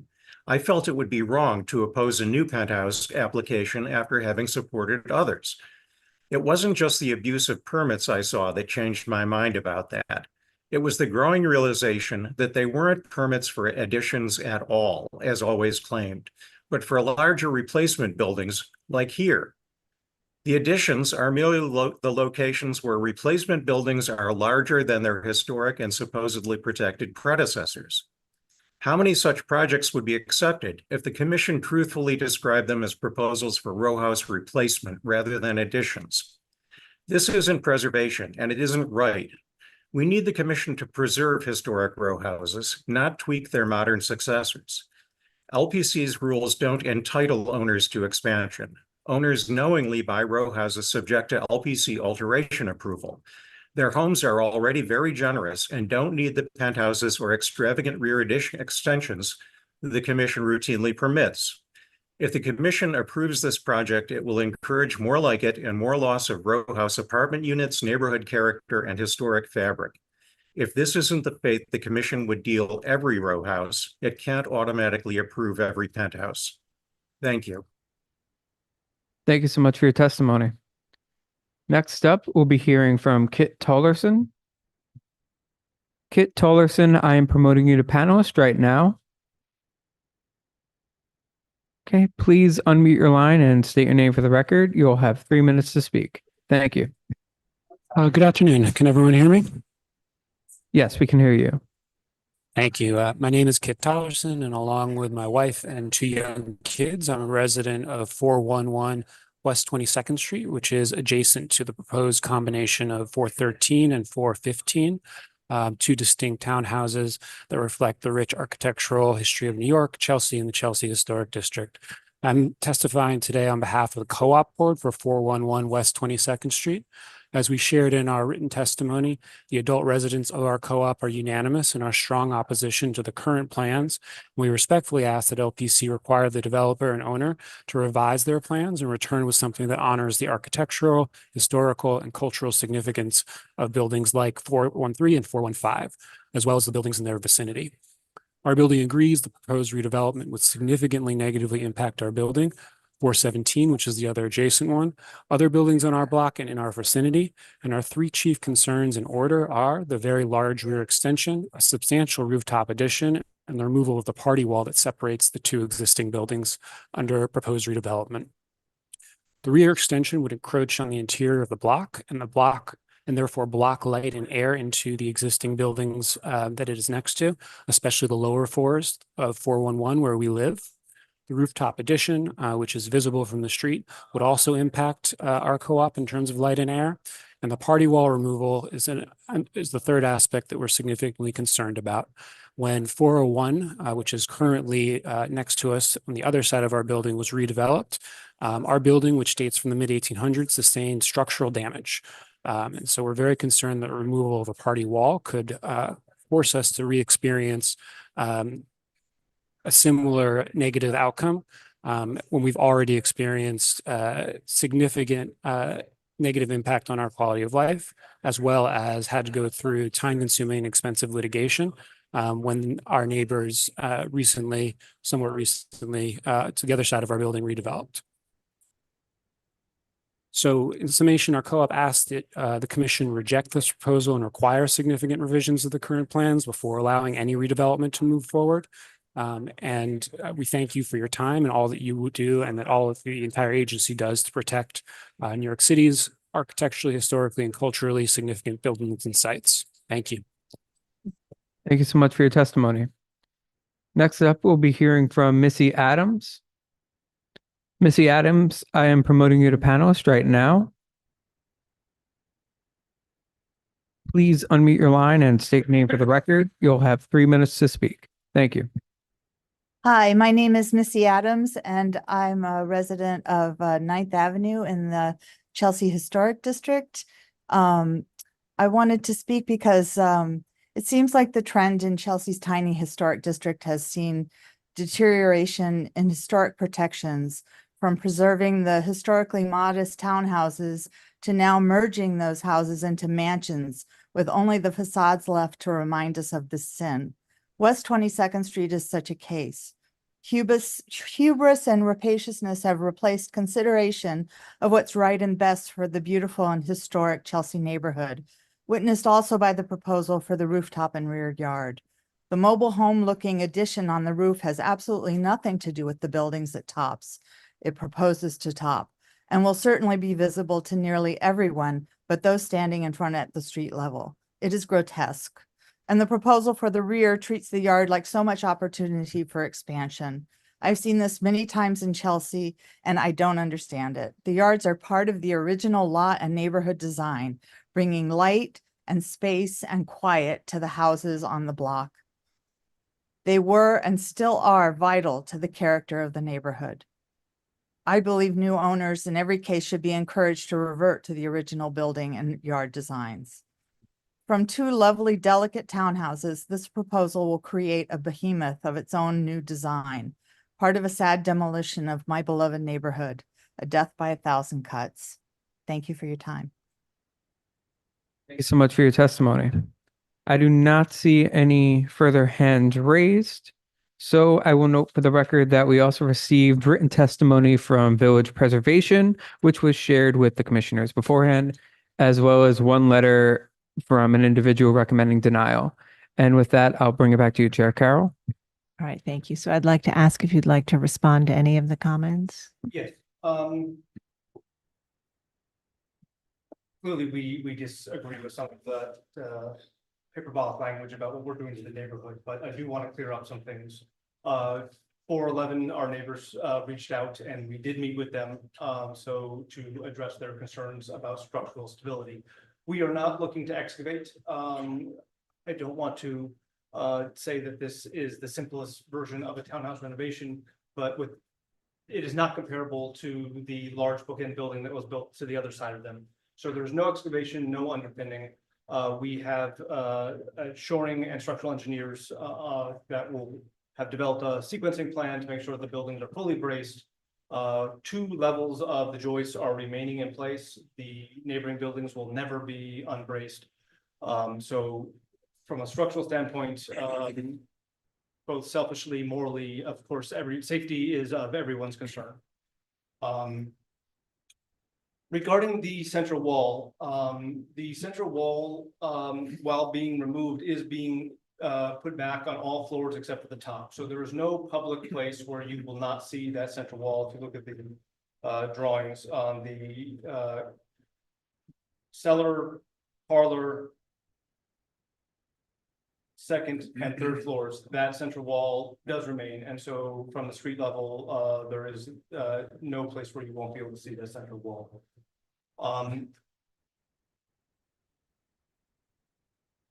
It's not 2 stories, and it's not an elevator bulkhead. The addition is as shown in the drawings and shown as mock-up. I believe the neighbors are conflating the addition of the DOB required stair bulkhead that we were informed later, despite us filing for consideration on that point, and we were denied. So that is a safety feature required by the DOB. The other aspect is that the railing is mocked up at the green top point, which effectively shows the addition as 42 inches higher than it actually is, and we are in keeping with the neighbors. The reason that it is rendered in stucco was because we did not want this to be confused with a historic feature, because all of our neighbors at 417, 419, 421, 423, all which have very similar additions, have similar renderings and materials. And so we wanted to not disturb the character that had been developed in the neighborhood there. Ladders were brought up. I hear this was brought up earlier. Those are FDNY required ladders above, up and over. We too wish we did not need them. They are required.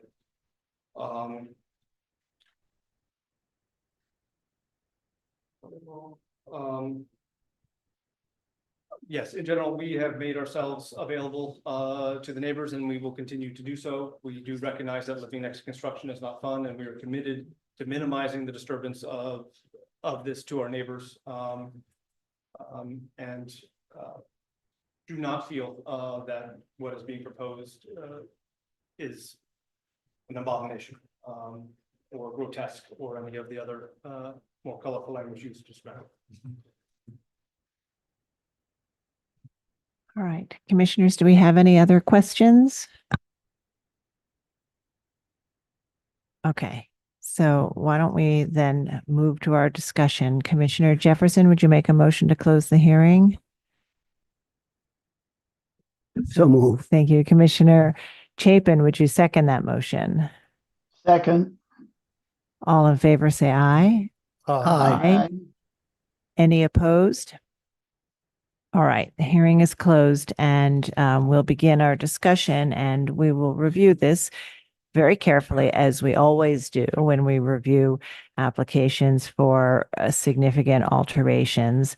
And we have seen a number of applications over the years to combine row houses, as this one does. And with respect to the party wall, the commission has, in many cases, if not most cases, asked that if the party wall is to be removed, to allow the combination, that some portion of it be reinstalled, so that as one looks through the windows, you see a divider between the two buildings to help maintain the individuality of those buildings.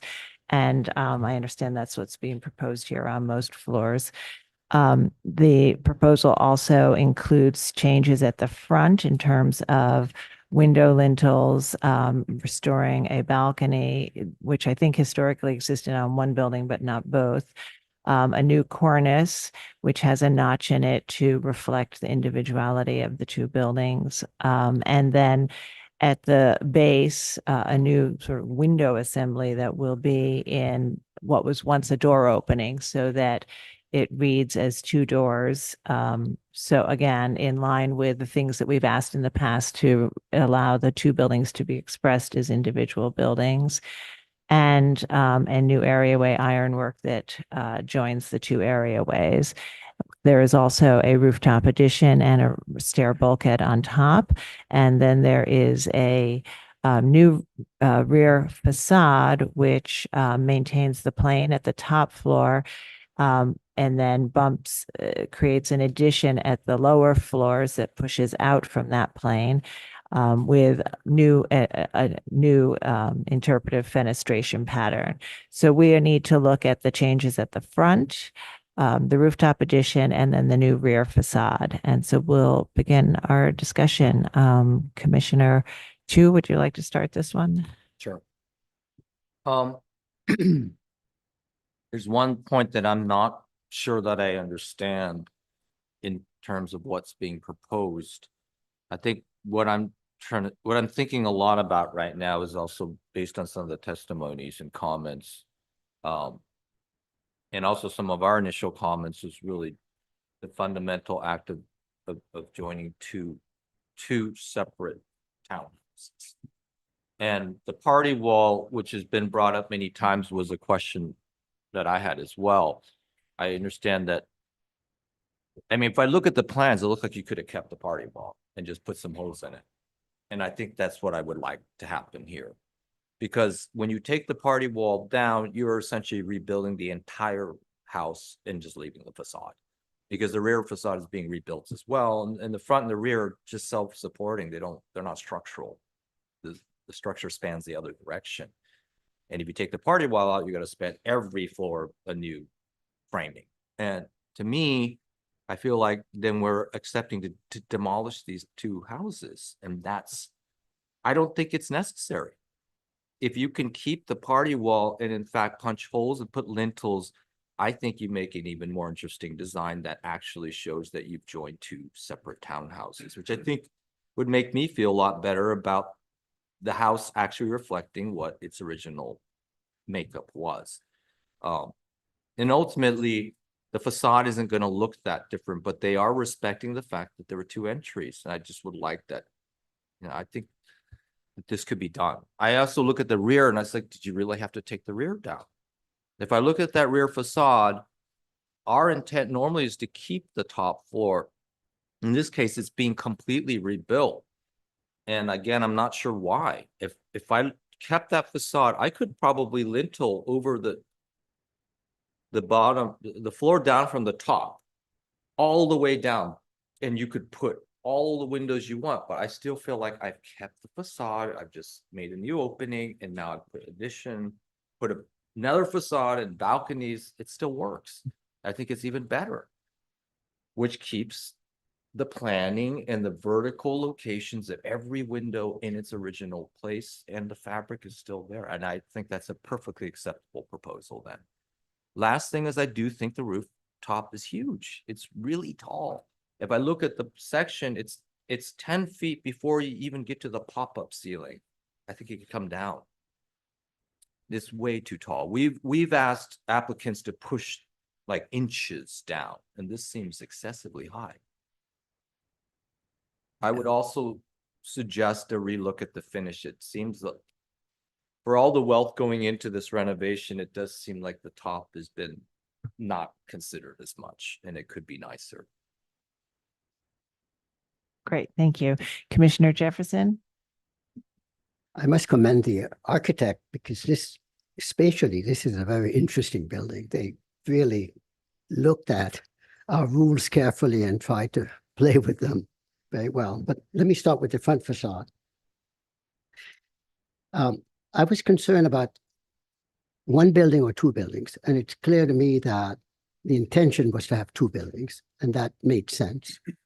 I think the facade and the block facade, the other buildings that are blocked, are very simple.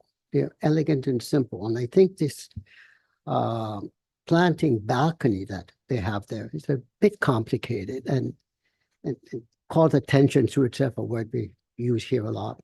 So I think the simplicity of that facade with the existing openings is quite lovely and should be kept. The rear facade, the notion of the two cornices should be kept. I mean, it just makes sense. Right? And the idea of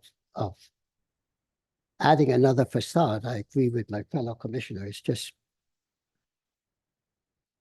not worth the effort. I think if they want to do that and they want to keep that spatial distance, then they have to really relate it back to the existing facade, the windows in the existing facade. And I'm not sure sometimes we change that. You can go 2 or 3 floors and you can change the facade. They can do that. I think the 4th floor, the 3rd floor, the top floor should remain as is. Materiality should remain the same as existing. And and so that's something we always do. The penthouse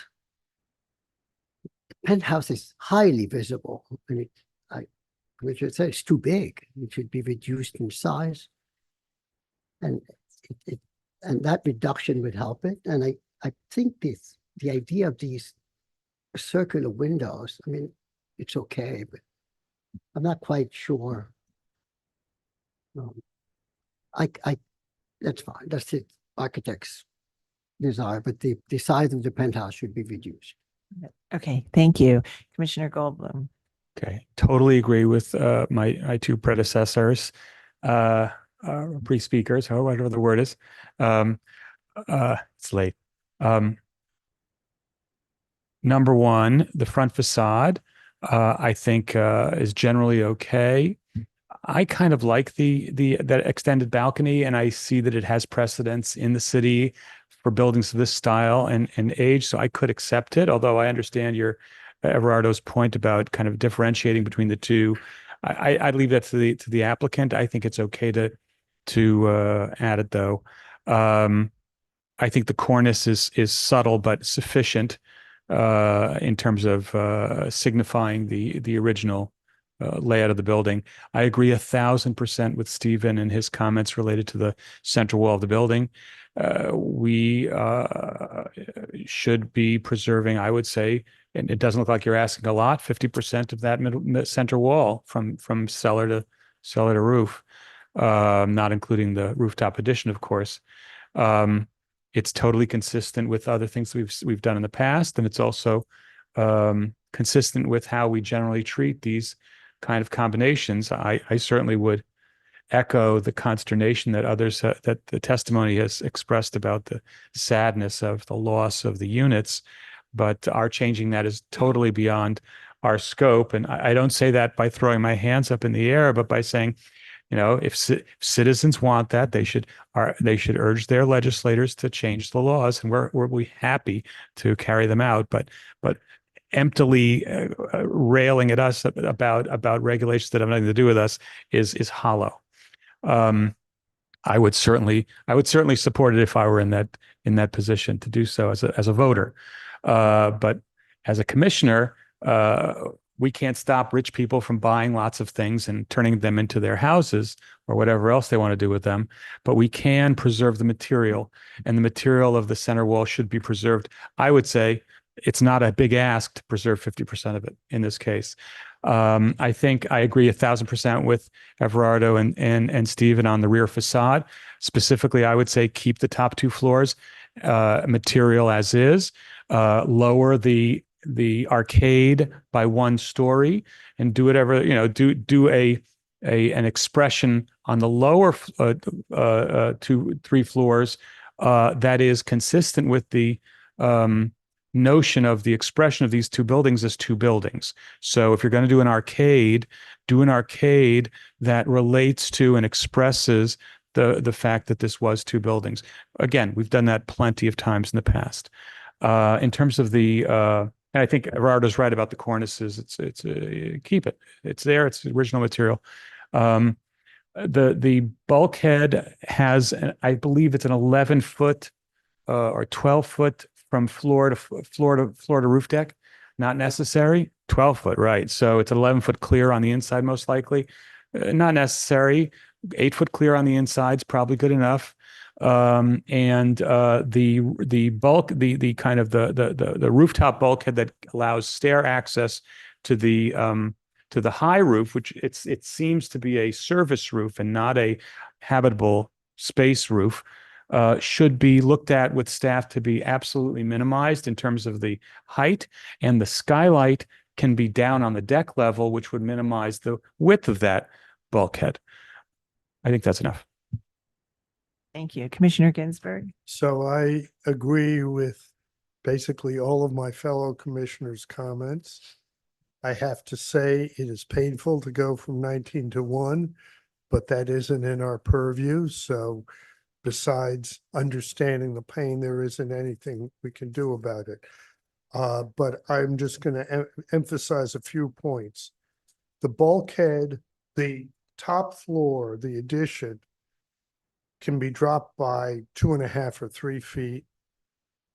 It may be possible to do a hatch and no, Michael's saying no. I looked but, at this for another but job. you should be able to take another 6 inches to a foot off of that stair addition. The rear facade, the proportion is really bad. The windows are too wide. The arches just don't feel right. Then the piers are too small. And I think it really needs to be rethought, as a number of my fellow commissioners have discussed. Okay, thank you. Commissioner Lutfi.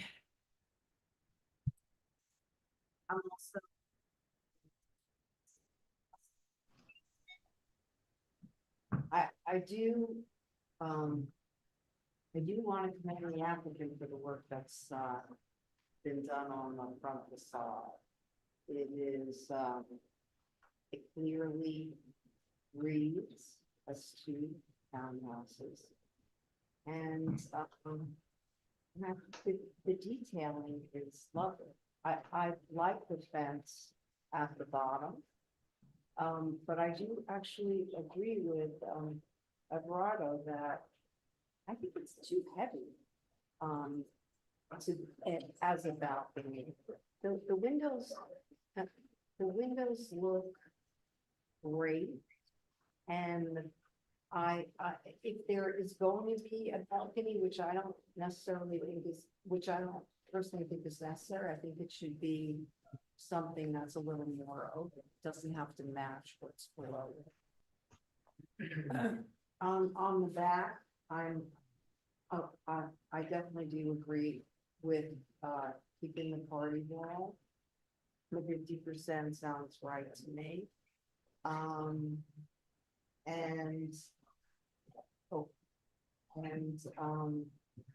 The materiality on the back wall, on the rear, is actually in great shape. It looks like overall it can be cleaned. I think it should be preserved. I definitely feel that the top floor should be kept as we usually request. I don't like that whole assembly on the back. I don't think it, as has been said, speaks in any way to this, what this house is about. It doesn't even really speak to the front of it.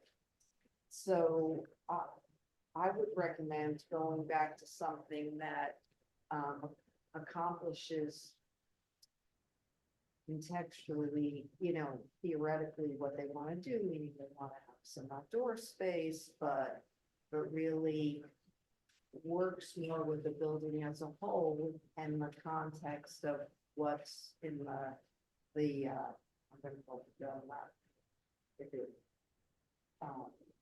And then I do believe that the bulkhead is high and that actually just the addition. It's Great. And Commissioner Chapin. Yeah, I agree with my fellow commissioners, and I do think that the front facade is generally okay. But I have serious concerns about the removal of historic fabric and both in interior and exterior, and the height of the bulkhead. But I agree with with specific comments, but I'm not going to go through all of them since Commissioner Chu and Goldblum and Jefferson have gone through them extensively. I think Commissioner Ginsburg just, generally agreed as I am, but that's where I'm at. So thank you. All right. Thank you very much. And thank you, commissioners, for all of your thoughtful comments and care as always. And so I think the comments are actually fairly straightforward. I think that there are a few things you can think about on the front in terms of that balcony. We've had some mixed thoughts about it, but clearly there needs to be more retention of historic fabric, both in that party wall and at the rear facade. The design of the rear facade should speak more to the context and both of the building and the rear yards, the other buildings in the rear yard. And the rooftop additions should be lowered. So we'll ask you to explore all of those things and come back to us with a revised proposal when you're ready. All right. Thank you very much. So I want to thank you all for your hard work today and thank everyone who participated. This concludes our session and we will be reconvening next Tuesday, June 25th. Thank you.